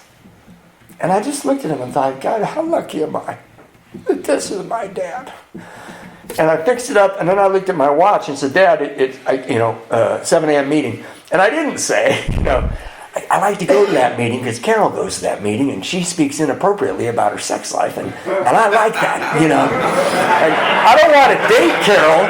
I just want to hear Carol, For those lonely nights when I have to get things going by myself, Caroline gave me a lot of information, everybody has a Carol, right? When I do this at mixed meetings, I can see the Carols going, oh, shoot, that was me, but I race over there to the meeting, and I pull into the meeting, I run up, and Carol's there. Thank God Carol's there. I get my seat. I don't drink the coffee. I'm learning. And I'm sitting there, and then I start seeing you guys. You're laughing. Somebody said, hey, Matthew. And I came to believe. That's all I can tell you. I did the third step. I was with my sponsor. We were working through the way my sponsor did it is we read the book. We quizzed each other on what we read. And when we got to a step, we worked that step straight out of the big book. No questions asked. As far as I knew, that's how it was universally done. But he had this little apartment. He had a little courtyard, and you walk in the courtyard. And anybody remember that old show, Get Smart? It was like that. Like the courtyard gate would close behind me, like doo doo doo doo doo. I'm like, oh shoot, I'm in here now. And then I'd walk up to his door, and he's always waiting in his doorway. Then he'd lock the door, which I thought was creepy. I don't know him, And we're reading, and we're just not that far in. We get to the third step. We do God could and would if he were salt. Now we're at step 3, and we very carefully went through those paragraphs. And they made no sense to me, and I have a degree in religious studies. And he said, you will have a new employer. And I'm like, that'd be great. I don't have an employer. I'd love a new one. But he's reading these, and the way Bill writes it, and I'm like, okay. And then he does this weird thing. He goes, all right, I'm going to kneel down on my kitchen floor here, and you're going to kneel down with me. We're going to hold hands face to face. And I'm like, no, we're not. The door's locked. The gate's locked. I don't know you. I've known you for 5 weeks, And he kneels down there by himself. So now he looks really weird. I'm just standing there, and the guy kneeling in his kitchen. So I'm a people pleaser. So I go, okay, and I kneel down. And when you're face to face, kneeling, holding, you're making out. Like, you're like this. There's no way to go. Then you're like rubbing dicks. Like, there's no way to get away, right? And I'm uncomfortable. And then he says, God, I offer myself to thee. And I'm like, God, I offer myself to thee. To build with me and do with this me. I felt little. Yeah. Build with me and do with this. And he goes, relieve me of the bondage of self. And even then, I heard those words and thought, I really want that. I'm losing my mind. I'm laying awake in my parents' house thinking, I have ruined it. This perfect life I had is gone. And I there's so much, what do you call it, like when you're documentary, narration in my head. I can't take it anymore. And he said those, and I'm kneeling there, and then we get up when we're done, and I didn't go, oh my God, thank God, I just gave my will and my life to the care of God. I went, what the hell was that? And I thought, do I sign something? Like, what happens now? And he said, no. He goes, if you're really going to do this, do an honest 4-step. He's kind of described it to me. But I'll tell you what. I got in my car, and I was driving, my dad's car. And I was driving home, and I was thinking, Matthew, you just did something that you didn't really understand. It made you really uncomfortable. Because you don't want to live like an animal anymore. And that's this whole program. You do stuff you don't really understand right while you're doing it. Even now, right, Mike? Even now, I'm in situations like, I know I'm supposed to do this. I don't know why I have to do this. It's going to be uncomfortable, but that's what I'm going to do. So that was a big deal. But I didn't know. Third step, what is that? But then I saw the third step in my life. Not long after that, I was like 5 or 6, 7 months sober.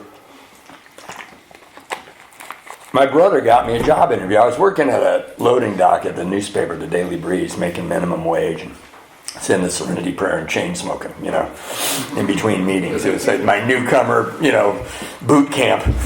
And my brother gets, I got 2 degrees, but my resume says went to a party for 12 years. It's like got a big hole in it.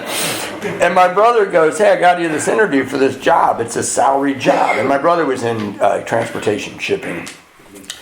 And it was a warehouse near the airport. And he goes, I told the guy about you. Just put something together and go see him. So it's funny. I went to this job, and I learned about me. Like, if I don't think I'm going to get the job, I interview really well.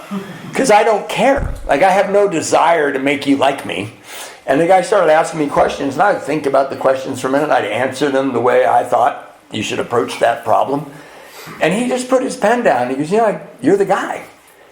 I said, I'm sorry, what? And he goes, you're the guy. I felt like going, did you read my resume? And he goes, no, I'm not going to look any further. He goes, your brother said you were good, but dude, this is what you just did. I want to hire you. And I go, okay. And he goes, this is the salary. And I about fainted. It's not a lot of money to be now, but it was 400% more than I was making.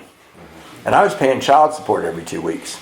And I want to tell you about that. I'm going to go off step 3 for a second. I was with my sponsor at a meeting. He drove me to meetings for a while. And we were walking into a meeting. I was like 6 weeks sober. And I said, hey man, I love my daughter so much. And he didn't say anything. I thought it was terrible having this baby, but I got this baby and it's so great. And he didn't say anything. And he went in. And I'm really insecure. I need approval. So I'm staring at him the whole meeting like, smile at me, And he's just doing the meeting. And we're getting to his car. And I go, man, I think you don't understand because you don't have any children. He goes, oh my God, please stop it. And I said, what? And he goes, well, how much child support do you pay? I go, I live with my parents. I just got a job at a loading dock. He goes, oh, I didn't ask you what your circumstances were. I asked you how much child support you pay. And I said, well, I don't pay any. He goes, then please stop telling me you love your daughter. This is a program of action. He goes, you go to 10,000 meetings a week. You must have heard that. Show me you love your daughter. And man, we had a quiet drive home. I'm planning his death, and he's living in the present moment like, la, la, la. And he didn't thump me on the chest and call me stupid. He didn't even raise his voice. He told me the truth.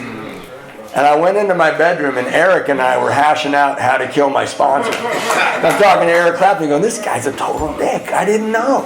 And I'm pacing around it's really hard to hold on to righteous indignation when you're walking around your old bedroom at your parents' house and like, arr, arr, And then finally, like lap 8, I go, you know why you're so mad, Matthew? Because he's right.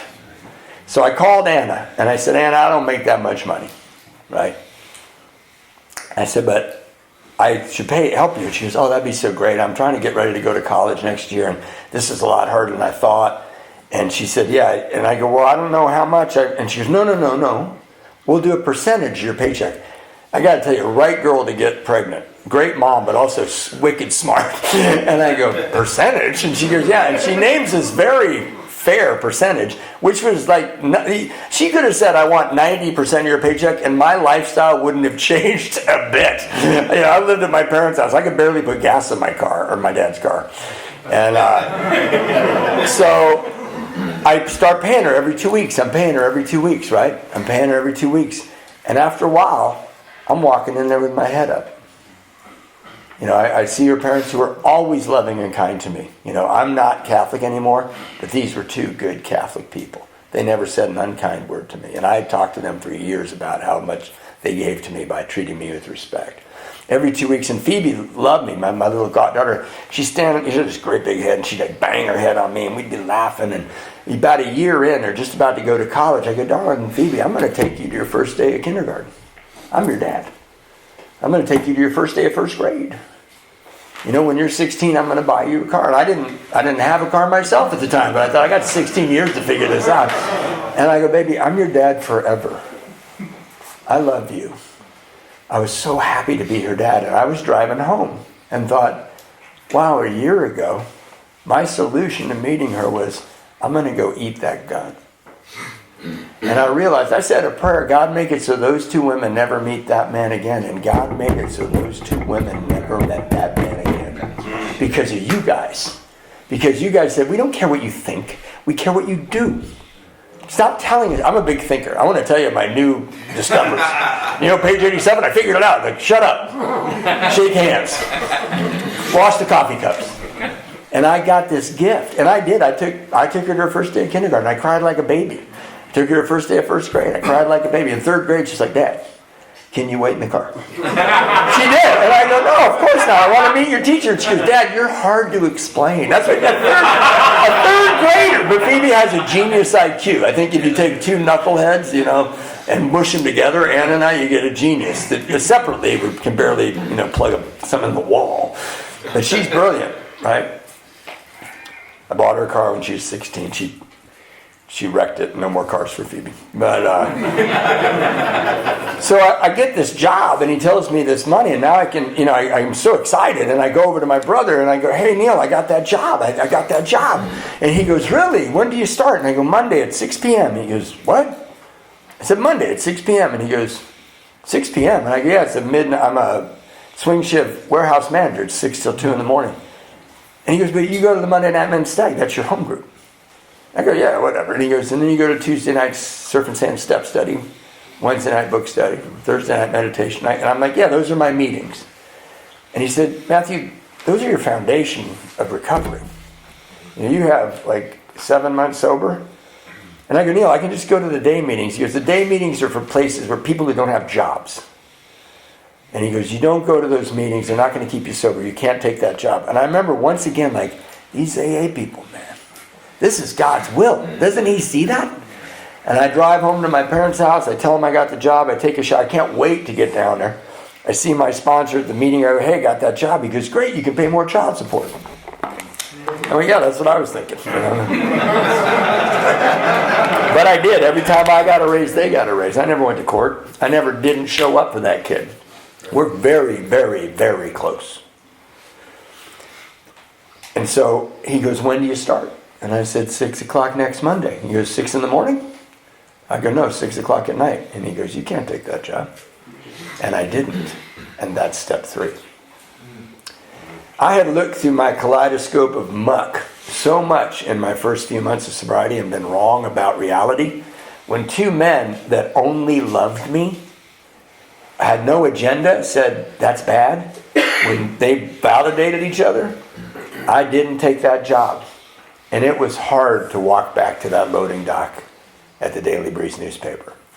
Because I was going to make money. It was offered to me. And I didn't take that job. But I said surrender grace, right? And I'm telling you this, I've watched this over and over. I heard it all weekend. So I go about a year in, I'm talking to Bill, my sponsor, Bill Cleveland. And I go, hey, Bill, I've been saying that prayer, relieve me of the bondage of self. And he smoked cigars. And he was like looking through the smoke and he goes, well, that's good. And I go, what?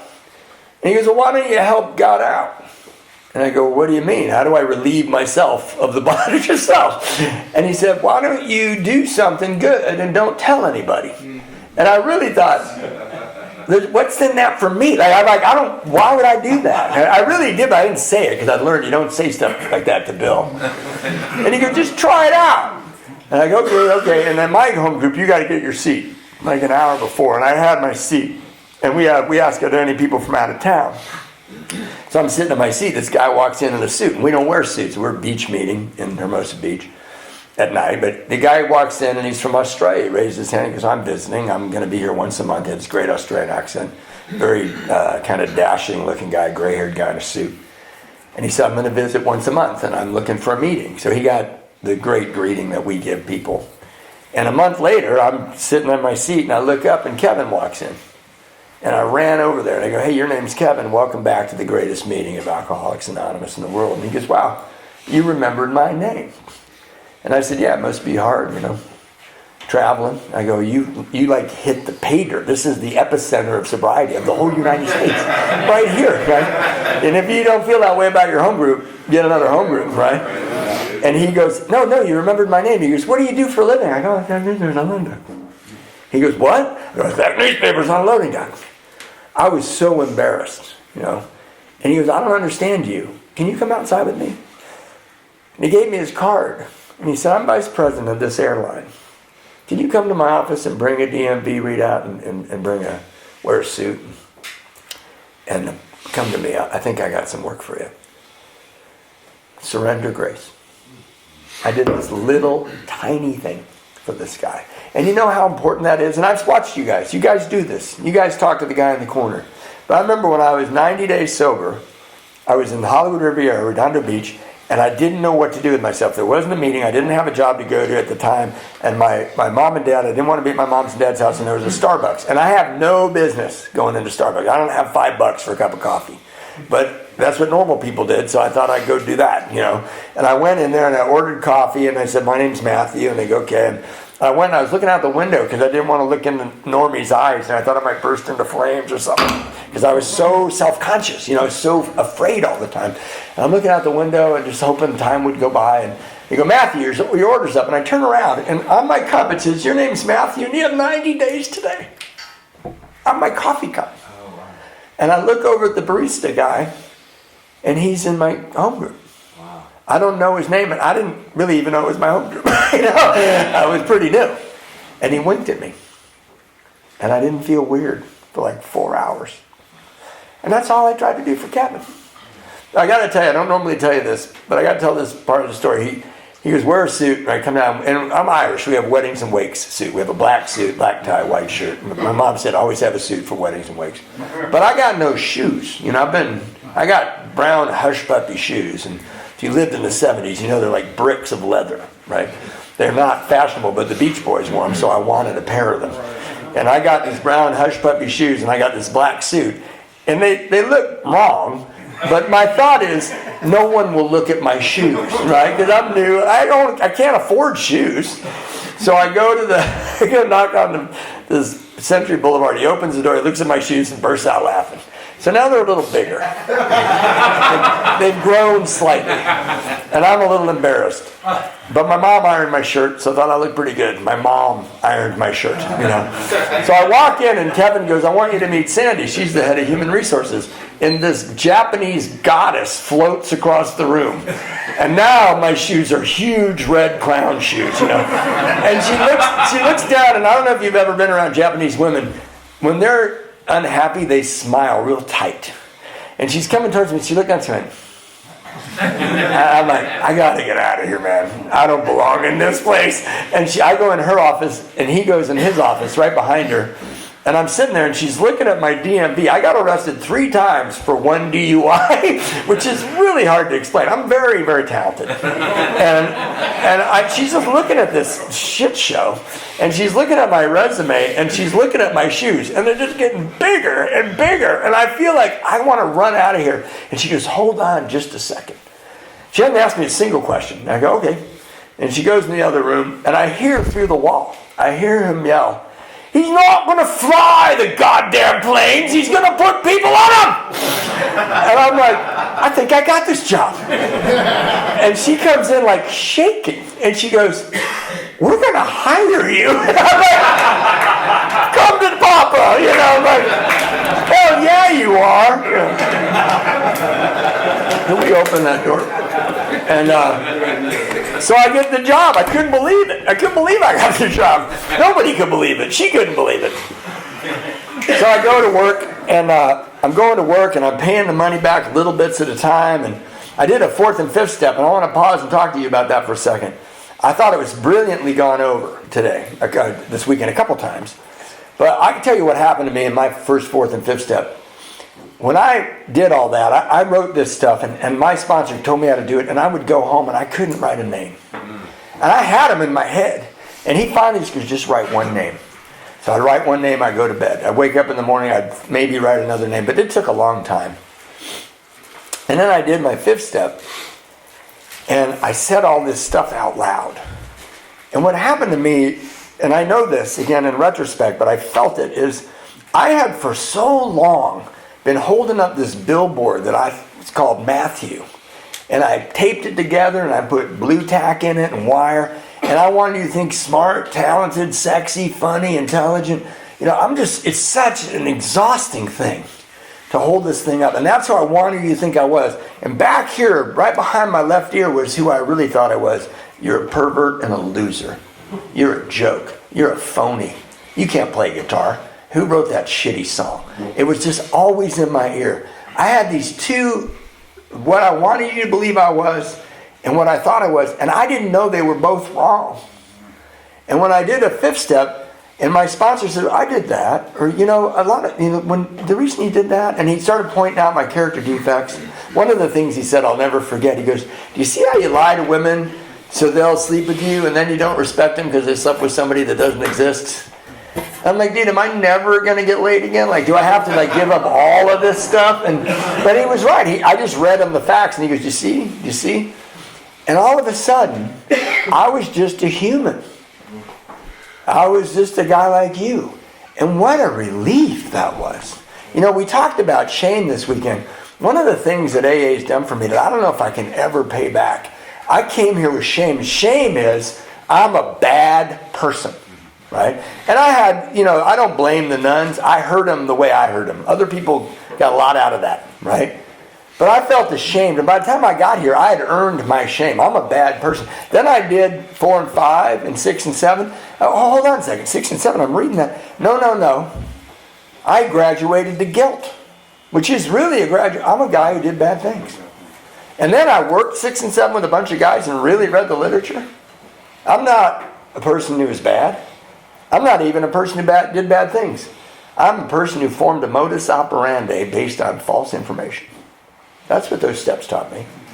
I was misinformed by my own impression of life, and I thought that's how I had to live. That is the biggest gift that sobriety has given to me. I like me. I'll stand by anything I do now. So I'm going to work every day. I tell my sponsor, hey man, I'm paying the money back. Can I get a new guitar? I need a guitar, man. I'm jonesing. And he goes, yeah, of course. So I stopped by a Guitar Center. I bought this Taylor Dan Curry single cutaway with an Ibanez bug. If you play guitar, you're jealous of me now. And it was freaking beautiful. And it cost more money than I'd ever spent on a guitar, but I got sponsorship permission, right? But it's sexy. And anybody know what a Taylor guitar looks like? Their cases are sexy as hell. They're brown leather on wood. Gold. Ugh. Could have humped the thing right there in the store. And I go to work, right? I go to work and I go in and nobody trusts me at work because I got hired by the vice president. I don't go drinking with everybody after work. I don't chase the women. Can you imagine me chasing the women like, hey baby, I live with my parents. I'm an AA, but don't worry, I got a baby who's as old as long as I've not had a drink. Like, I'm not a chick magnet. I don't even know what to say to women. And also, I've done so much damage for a guy who was taught the right way to live that I was afraid to take anybody on a date. I just was putting my head down and being sober and paying child support. But I walked out to the bus stop that night, and I just bought this guitar, and I want to show somebody. And my parents are not going to be excited about this. Forget that everyone in my family tree died of alcoholism. Mick Jagger's responsible for my alcoholism. Like, my member's like, oh, that rock and roll. And I was like, dude, your dad died of alcoholism. But I know that it's going to be lonely at home with this guitar because I'm excited and no one's going to be excited. So I'm standing at the bus stop, the employee bus stop at LAX at the international terminal, and there's a woman walks up next to me. And I turn, and she works at British Airways, and I said, hey, can I show you this guitar I just bought? And she looks at me and she goes, I don't look at strange men's guitars. And I'm like, wow, like, does this happen to you often? Like, what? This is one of your things in your book? You don't look at strange men's guitars? And I realized, like, she thinks I'm hitting on her. Like, baby, I'm not hitting on you. Believe, you don't want any part of this. But I felt like I made her uncomfortable, and I felt bad. I got on the bus, and it's the LAX, so it goes around the horseshoe, picks us up here, so it's full, the bus, 10-15 bus. So I'm standing there, and she's pressed. She's right here. And she's looking, like, trying not to look at me, but she's right here. And she has a book in her hand called Surprised by Joy, which is an actually really beautiful book about Christianity. And I said, hey, I've read that book. And she said, well, cut to the chase. Do you believe in God? In this beautiful British accent. And I, like, spit. I went, God saved my life! And I'm like, oh, shit, come back. And she went, oh. And she goes, well, I don't believe in God. And I'm like, ooh, this is not going well, And I go, okay, tell me about the God you don't believe in. Because she can't get away, And she would if she could. And she starts talking about what she thinks about God. And I'm just leaning in. She's a little shorter. And I'm leaning in, and I'm listening to her, and I feel this, like, comfort. I don't feel weird. I'm noticing she's pretty, and I don't feel compelled to lie. Usually I lie. And I'm just listening to her, and I'm really listening to her. And I just felt like this calm in me. And at the end of the bus, all I remember that I said is, at the end of that bus ride, I said, I've been listening to you, and I don't know anyone that would believe in the God that you don't believe in. I believe in the obvious God. And I said, but I don't have time to tell you about that. And we got off the bus, and I'm walking with my guitar back to my car. And I have a car now. I'm walking back to my car, and I thought, you can't blow this, man. And I ran back, and I said, hey, I don't even know your name, but would you have dinner with me sometime?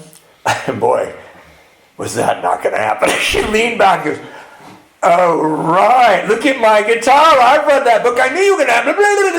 I go, whoa. I'm sorry. I thought we had a nice conversation. No is a complete answer. And I was surprised by it, but I was starting to like me. I'm doing what you told me. I'm 1 year and 2 months sober. And she goes, okay, no. And I said, I think we're missing something. I went back to my car and I drove home, and when my dad was waiting up for me, he usually wanted to talk to me about my mom, and I came in, I go, Dad, I met this girl and she felt like home. It like came out of my mouth. And he goes, really? Tell me about that. And I told him the story.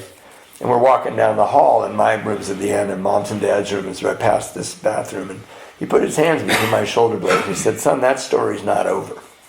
I said, oh, you didn't hear her. It's over. But I knew that I had grown spiritually, because I went to work the next day and I didn't tell anybody that she's a lesbian. That's nobody's business but hers, And I'm only half joking. I went to work the next day and thought, I'm really sorry that I messed up. Something was going on there. And she was at her counter and I was at my counter, but I didn't want to get embarrassed, so I went to the 10 o'clock bus, not the 10:15 bus. And she walked up behind me, she tapped me on the shoulder and goes, hey, I think I was rude to you. And I said, that's okay. And she said, I'm not going to go out with you. So yeah, you've been super clear, like, why are we, like, I'm shrinking. And she goes, oh no, I know, but do you want to have coffee and miss this bus? And I knew we were having coffee to make her feel better about being mean. And I said, yeah, I'd love to have coffee. And we had coffee, and I don't drink coffee at night because I'm up all night, but I'm having coffee with her. Yeah. And when we go into Starbucks, they close Starbucks around us until they pull the little thing down and go, you got to go. And we went out and stood at the bus stop laughing and talking, and we didn't know the bus stopped running. We're standing out there at 2 o'clock in the morning, and we called a cab. There's no Uber. I got sober in the 1900s, and we got in the cab, and we get a cab, and we had to wait for the fence to automatic. It was charming. And 17 days later, she proposed to me, and we've been married for 30 years. Yeah! Bam! Bam, bam, bam! Surrender. All I did was go, your name's Kevin, welcome back. And my life changed forever. Right. A day before, and so this about a week later, we were just going out all the time and having coffee, and we were this. I don't know if she'd like it if I told you this. It's about prayer and meditation. We'll say that. So I remember we went to the Gypsy Kings, and I'm staying there that night. I'm not staying anywhere. I've never stayed. I kissed her a few times, and I'm getting up to leave, and she had class in the morning, this religious studies class she was taking, and she kept talking, and I'm the talker. She's telling me stories and showing me pictures. So then we get to the porch, and she's showing me pictures, and I go, hey, if you say one more word, I'm going to carry you upstairs to your bedroom. And she goes, one more word. So I took her upstairs. Now, I've been praying every night on my knees, almost superstitiously, right? Because I watched a guy pray on his knees when I was new sober. I said, that's humility. I'm going to do that. I don't pray I don't think there's a being listening. I think there's a timeless plenitude that hears my energy. But she goes in the bathroom, and I go, I got to pray. So I got down on my knees to pray, and she comes walking right back out. I'm like, shit. I'm kneeling by her bed. And she puts her arm up in the doorway, and she goes, are you praying for that which I'm about to receive? I'm grateful. And I said, yes, ma'am, I am. And that's how I moved out of my parents' house. I never went back. Yeah. Thank you, Kevin. I spoke in Australia, and Kevin came to the meeting. He's 86 years old now. I just saw him in January. Anyhow, so step 9, I'm paying the money back, right? And I'm living with Pip, and I owed this guy, the amount was said earlier today, $15,000. Now, I've been a rock and roll musician, then I was a loading dock, and now I work at an airline. I've never had $15,000 in one place. Now, I like Howlin' Wolf. It's I'm not saying I'm a millionaire. I'm saying I spent $1 million. That's me, right? So I wrote my 8-step list, and I was like, Larry, $10 million. It was 15,000, but it was so big a number. And when I got to my sponsor, I said, I don't think I can do this. And he said, why not? And I go, well, I don't have $15,000. And he goes, well, do you think, I was living with my parents then, he goes, do you think that you got to show up on Larry's porch with a bag with $15,000 in it? And I kind of did. I'd never done this. And I go, yeah. And he goes, well, you're kind of grandiose, son. And I'm like, what do you mean? He goes, how much could you pay him if you saw him on the street today? And I go, well, I got $20 in my pocket. He goes, could you give that to him? And I go, well, it wouldn't change how I live. And he goes, all right, we'll start there. Where is he? And I go, he lives in Mexico City. This is the guy who was paying the rent on the apartment. And I kept saying, oh, that Mexican mail is losing my check, And so he goes, terrible. Mexican mail's terrible. And so I wrote this letter, and I have a degree in English, man. I like to write. And I wrote this beautiful letter, and I took it to the meeting, and my sponsor's laughing. He's crossing whole paragraphs out. And I'm like, no, it builds here, and you can't, that's the denouement. And he's like, And he goes, this is called justification. This is called rationalization. Right here you say, I stole money from you. Let's leave that part in. And he goes, rewrite it with just this paragraph and tell him you're going to send him $20. I go, okay, but you really ruined this work of art, you know. So I didn't even have a bank account because remember they got computers and started talking to each other. They're not giving me a bank account. So I went to that place where it says, "You're so lame, we take part of your check and give you the rest," like with those places. So I got that's how I paid child support. So then I got the $20. I wrote the letter. I wrapped the $20 in. I mailed it off to Mexico. A couple weeks later, my sponsor goes, "Hey, did you send Larry some money?" I go, "Yeah, remember I sent him $20. He goes, "No, did you send him any more?" And I go, "Well, no." And he goes, "You got to keep sending him money." And I go, "Oh, okay." So I got a little notebook and I wrote down, I sent him $20 in May, whatever. And then I got some paid one day and I go, "I'll send Larry $20. So I started sending him $20. I owed him $15,000. It was like, I grew up in Redondo Beach during the 70s. It was like when we'd empty the swimming pools for skating. It's like I'm walking out to an empty swimming pool with an eyedropper going, "Someday I'll swim." You know, I mean, there was no hope, you know, just like $20. So I did that. And then I got a better job. So I sent him $50 sometimes. And sometimes I'd forget, but I had a little notebook. And I learned something about myself. When I steal from you, I'm very vague about the number. When I pay you back, I keep very careful. I paid you $80, man. Calm down. And so I'm doing this. I get married, and my mother dies in my arms, and you know, I've made amends to her, and I'm doing this thing, and I'm having the life.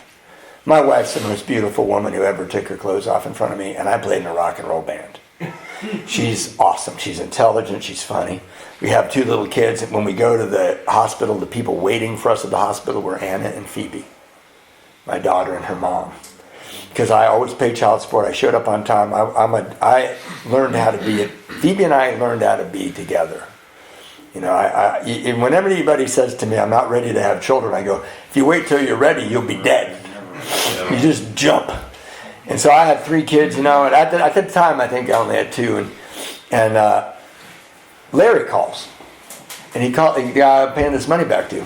And he goes, "Hey man, I moved back to California and I want you to stop sending me this money." And I said, "What?" And he goes, "Yeah, stop sending me this money. It's weird." So I go, "Hold on a second." I go get the notebook, and while he's talking, I'm adding up the money. And he says, "You know, you become the guy I always wanted you to be. You don't owe me any more money. This is all I ever wanted." And at the time he's talking, I go, "Larry, I've only paid you $7,000. It was almost exactly. I still owe him $8,000. And he goes, "I don't care. You paid me back." I go, "Wow, okay." And I made the mistake of calling my sponsor. Don't do that. So I called my sponsor. I go, "Hey man, I'm done paying Larry back." He goes, "That's amazing." And then he said, "You paid him all the money." And I go, "Well," he goes, "What?" I go, "Not all the money." He goes, "Well, then you didn't." I go, "No, wait. You got to hear what he said. It's way better than paying him the money. I did better than that." And I tell him what he said, and my sponsor's so cool. He goes, "Wow, that's that guy you paid $20 a month to when you live with your mom and your dad. And look at your life. You want to quit doing what's working? That's cool."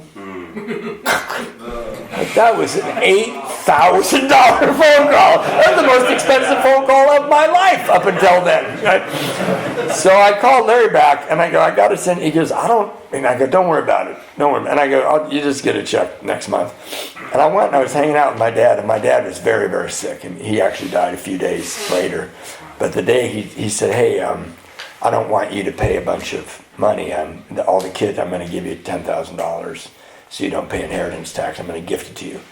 And I said, "Okay." And he's shaking, and I go, "Okay, Dad." And I'm driving home, and I thought, I got to give this to Larry. So I go and I'm talking to my wife, and I go, "Hey, baby, Dad just gave me $10,000. She goes, "Oh, wow, that's great." Because we were, you know, paycheck to paycheck and had a little house. And every end of the month, we're like, "Okay, we made it again."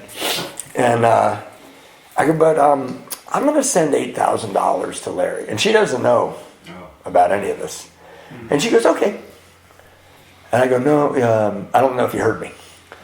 I'm going to send $8,000 of this $10,000 to Larry." She goes, "Okay." I said, "I expect a little pushback." And she said, "Sweetheart, I've never lived like this. You do things differently than any man I've ever met. We got people living in our trailer.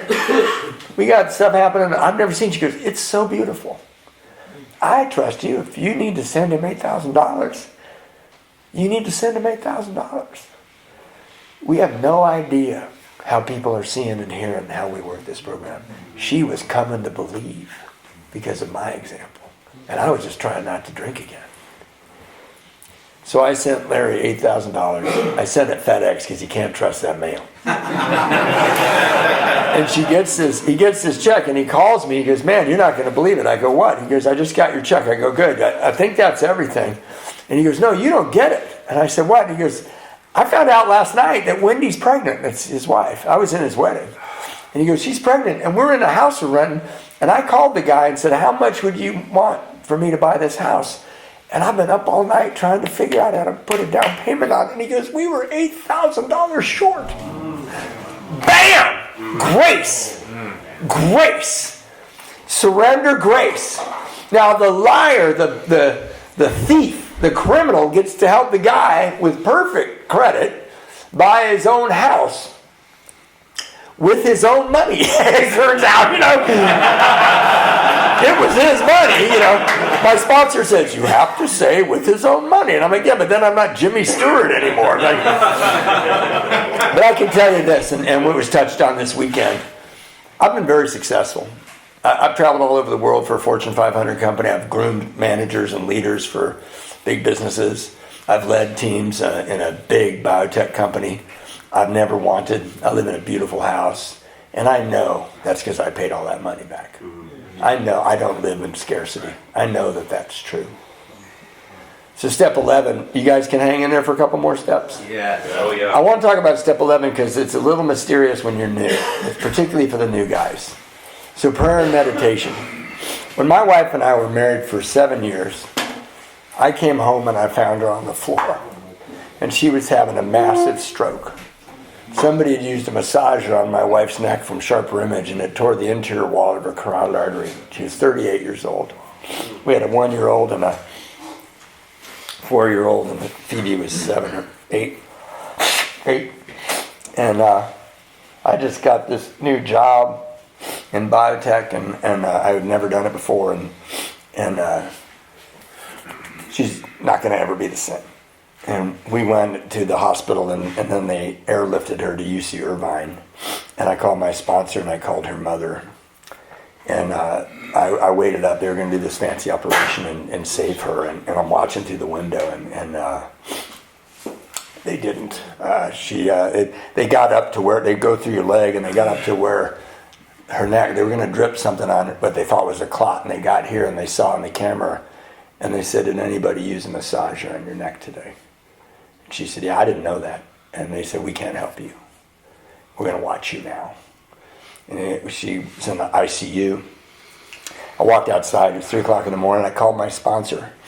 And I'm talking to I woke him up. And I go, Bill, I told you Pip's had a stroke. And he goes, yeah, I've been thinking about this.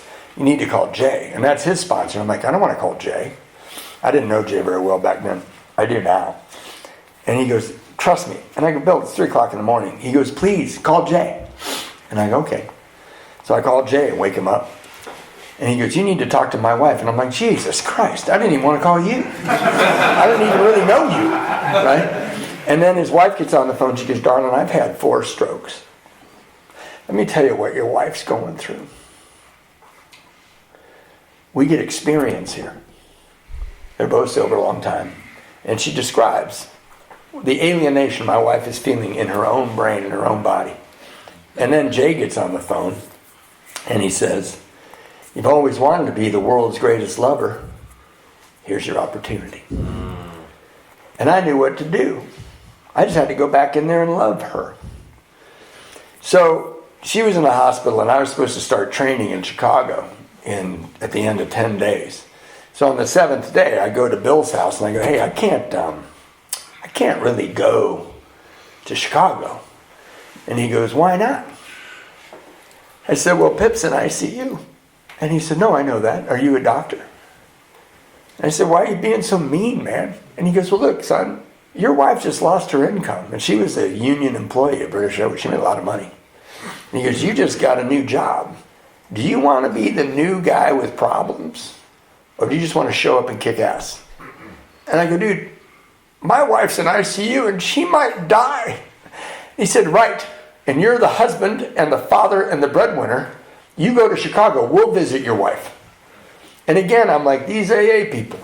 I'm like, that is stupid. I'm not doing that. And I go up and I'm sitting with Pip and she goes, how's Bill? And I go, Bill's crazy. And she goes, what do you mean? I go, what's that? Bill's just a minute ago. And I told him that I shouldn't go to training. And she goes, well, what did he say? And I told him. And she goes, well, all I know about Bill is he loves us. He goes, look, I'm just going to lay here. And I go, baby. And she goes, what are you going to do, visit me? I'm like, why is everybody such an asshole? And I went. And I couldn't believe it. I left my wife in ICU. And I went to Chicago. I don't know anybody. I'm in a job way over my head. I have a degree in English. I'm in cardiovascular medicine all of a sudden. Right? I'm with all these drug reps. They're all boning each other in their hotel rooms. I'm praying every night. I would check my phone and it'd be like, hey, we visited your wife today. We brought her some Mexican food. She's so funny. Hey, we saw your wife today. She looks so good. Hey, I hope you don't mind. We put up your Christmas lights. They put up my Christmas lights. I came home. They put up my Christmas lights, and all of the extension cords were in my bathroom, taped together under the shower head. The nitwit Ridge came and put up my Christmas lights. Like, if the kids took a shower, the house would explode, you know. But they put up my Christmas lights. So, like Mike said, the miracle isn't that I didn't drink. The miracle is I didn't think about it. But we were there for 4 weeks, and 2 weeks in, I can't stand it anymore. I need to go home. And they didn't want you to go home on the weekends because somebody had blown it years ago. But I had airline, connections, and I just walked over to the airport. We were at an airline hotel, and I called. They go, there's a ticket for you. Go get the ticket. I didn't have anything. I flew to John Wayne Airport. I went to UC Irvine in a cab. I walked in, and I'm expecting her to be better, like all my friends said. And I walked in, and she was not. She was bad. She's all, it's bad. And I was like trying not to show how surprised I was. And the nurses came in and goes, are you the husband? And they said, yeah. And he goes, can we show you something?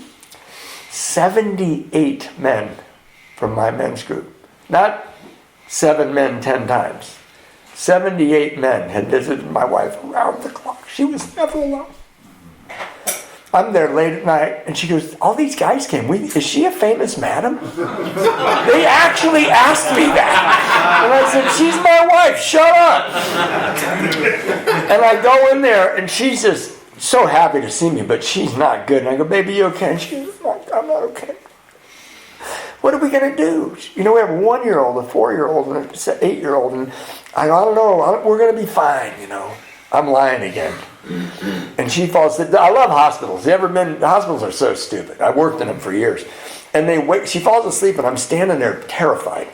And she's asleep. And the nurse comes in and goes, we need to wake her up. I go, but she just fell asleep. She goes, we need to make her up to give her some medicine. I go, she just fell asleep. And she goes, trust me. So they wake her up, and they gave her an Ambien. They woke her up to give her Ambien. And I'm like, give me the Ambien. I'm going to lay here all night. I'm scared to death, What's an Ambien? A sleeping pill. Good you don't know. So I crawled into bed with her, and I'm afraid. And I woke up at like 4 o'clock in the morning, afraid. Like, I don't know if I've ever felt fear like that. I could taste metal in the back of my mouth. I sat up like, I can't do this. I can't do this job. I can't. What happened? She's the alpha partner. She does everything. I just go to work. I got a 1-year-old girl. That little girl needs her. And I got out of bed, and I'm so nervous, and I don't want her to know. She's still asleep. And they had left me like a little shampoo, a little towel, and some. And I go, okay, I'll go take a shower. So I walked out and said, where's the shower? And they pointed. And the ICU in the middle of the night is not comfortable. It's not comfortable. And I walk through the halls, and I'm feeling like I'm going to faint. I'm so afraid. And I go into the shower, and I remember Jay had said, my grand sponsor, he said, when you pray with the knowledge that your prayers are being answered. So, all right, I'll try that. So I took all my clothes off. I turned on the shower. I knelt down under the water, and I go, God, I can't do this. I know I'm not supposed to ask for things for me, but I need the strength or the power. I need power. And I don't have it in me. I can't do this job. I don't know what I even need to do for her. And this little baby, I don't know what I'm going to do. And I'm so intensely praying. And I got done praying, and I stood up, and nothing was different. I was terrified. I was a little cleaner. And I'm standing there, and I got dressed, and I'm embarrassed to say this, but I stayed in the shower. I didn't want to go back. I was afraid. So I stayed in there and kind of talked myself into it. I did have the thought, well, if I have a nervous breakdown, I am in the hospital. Like, they'll find me in here. Someone will do something. I mean, you're a little nuts. And I walked down the hall, and I walked in, and I couldn't look at her. And I love her, but I can't look at her. So there was a leather chair, that nice chair in there, and it faced out. So I sat down in the chair, and then all the nurses, ICU's depressing, so I closed my eyes. And when I closed my eyes, I immediately could tell you exactly where Pip was, my wife. And I thought, wow, that's weird. I wonder if I have like a sixth sense, because I can tell you exactly where she is. I could draw her. And then I thought, I wonder if I was in a blind person. I went into a big house. I bet I could walk right to her. I just was having this novel thought. And then I stood up, and I still can't look at her. So I put my hands on the side of her bed. I looked over the bed, and there's this great big picture window. It's UC Irvine down there. It's nice campus. And it's dark because it's 4:30 in the morning, but I can see this outline of something outside the window. And then it started moving, like in little jerky movements. And I looked closer, and I realized they were little birds, like the earth was waking up. And I leaned forward, and I kind of went, oh, wow. The world is so beautiful. And then I accidentally looked at my wife, and I was overwhelmed with how much I loved her. The world's a beautiful place, and I'm madly in love with this woman, and there was no fear. It was completely gone. Now, I've prayed many, many times since then, and prayers have never changed my circumstances, but they frequently change my perception of my circumstances. And I'm suddenly able to do what I couldn't do a minute ago. And that fear did not come back. And you know what I learned? I learned she's perfect reality. You know what I learned from my wife? When at 38 she became paralyzed and brain damaged? Is we got intimacy 30 years earlier than most people get intimacy in their marriage. We have the best frickin' time. We laugh our asses off. She's slow. We joke about things, So one time she said, can you please Ziploc these bags for the kids' lunch? I'm like, what are you, crippled? That's how we talk to each other. And after that, my wife said, we need to adopt another baby. I'm like, you are insane. And we adopted another child after she became disabled. I raised 4 children and sober Alcoholics Anonymous. And I'll just say this about meditation. When I was, I got a bigger job and a bigger job. I worked for Applied Molecular Genetics. I worked for Amgen for a long time. Just retired. And I wasn't doing well. And I was at the meditation meeting, and Jay was there with his wife Adele, and Adele danced by, and she goes, how much are you meditating? And I go, not much. And she goes, well, how's it going? I go, it's not going very well. I feel really thin. I go, I look great on the outside, but I'm not doing well on the inside. I go, I feel like I got all these gifts, but inside here, I'm just empty. And she goes, how much are you meditating? And I go, okay, not at all. And she goes, double that. And I laughed, because it was a nice way to say, meditate. And then she danced away. And then Jay walked up and goes, hey man, what's going on? And I go, well, I'm not doing that great. He goes, can I help you? And I said, yeah, your wife says I should meditate more. And he goes, okay, what time do you get up? And I go, I get up at 5, because I got to get up before everybody. And he goes, okay, what about 6? And I go, what about 6? He goes, what if I call you tomorrow at 6 a.m. We'll meditate on the phone for 5 minutes. I go, okay. So he did. We meditated for 5 minutes, sat in silence. Said, I love you, hung up. He did it every day. And then after a while, 5 minutes is done. So we did 10 minutes. After a while, we got up to 30 minutes every day on the phone. Wherever I was, he called. We just did it. And I started to shift around inside. And then one day somebody said, hey, I heard you and Jay meditate on the phone. And I go, yeah, that's right. He goes, can I join you? And I said, sure. I don't know how to do that. So we got a little free conference call. So he called. So for a year, there was 3 of us. And that was 24 years ago. I've been doing it ever since, and now there's 75 of us. Wow. I've been meditating every day for 24 years, sometimes twice a day. But I can tell you why it's important. And Mike said it really beautifully. It's very personal. Don't say you can't meditate. It's called practice. I couldn't play the guitar either, but I thought it was the sexiest thing I'd ever seen, so I practiced. Now I can play the crap out of the guitar. So what happened, I'll tell you what the gift of meditation is. When my son was 18 years old, he checked himself into a mental hospital under suicide watch. It was a series of events, and he's a very emotional kid, and I was terrified, right?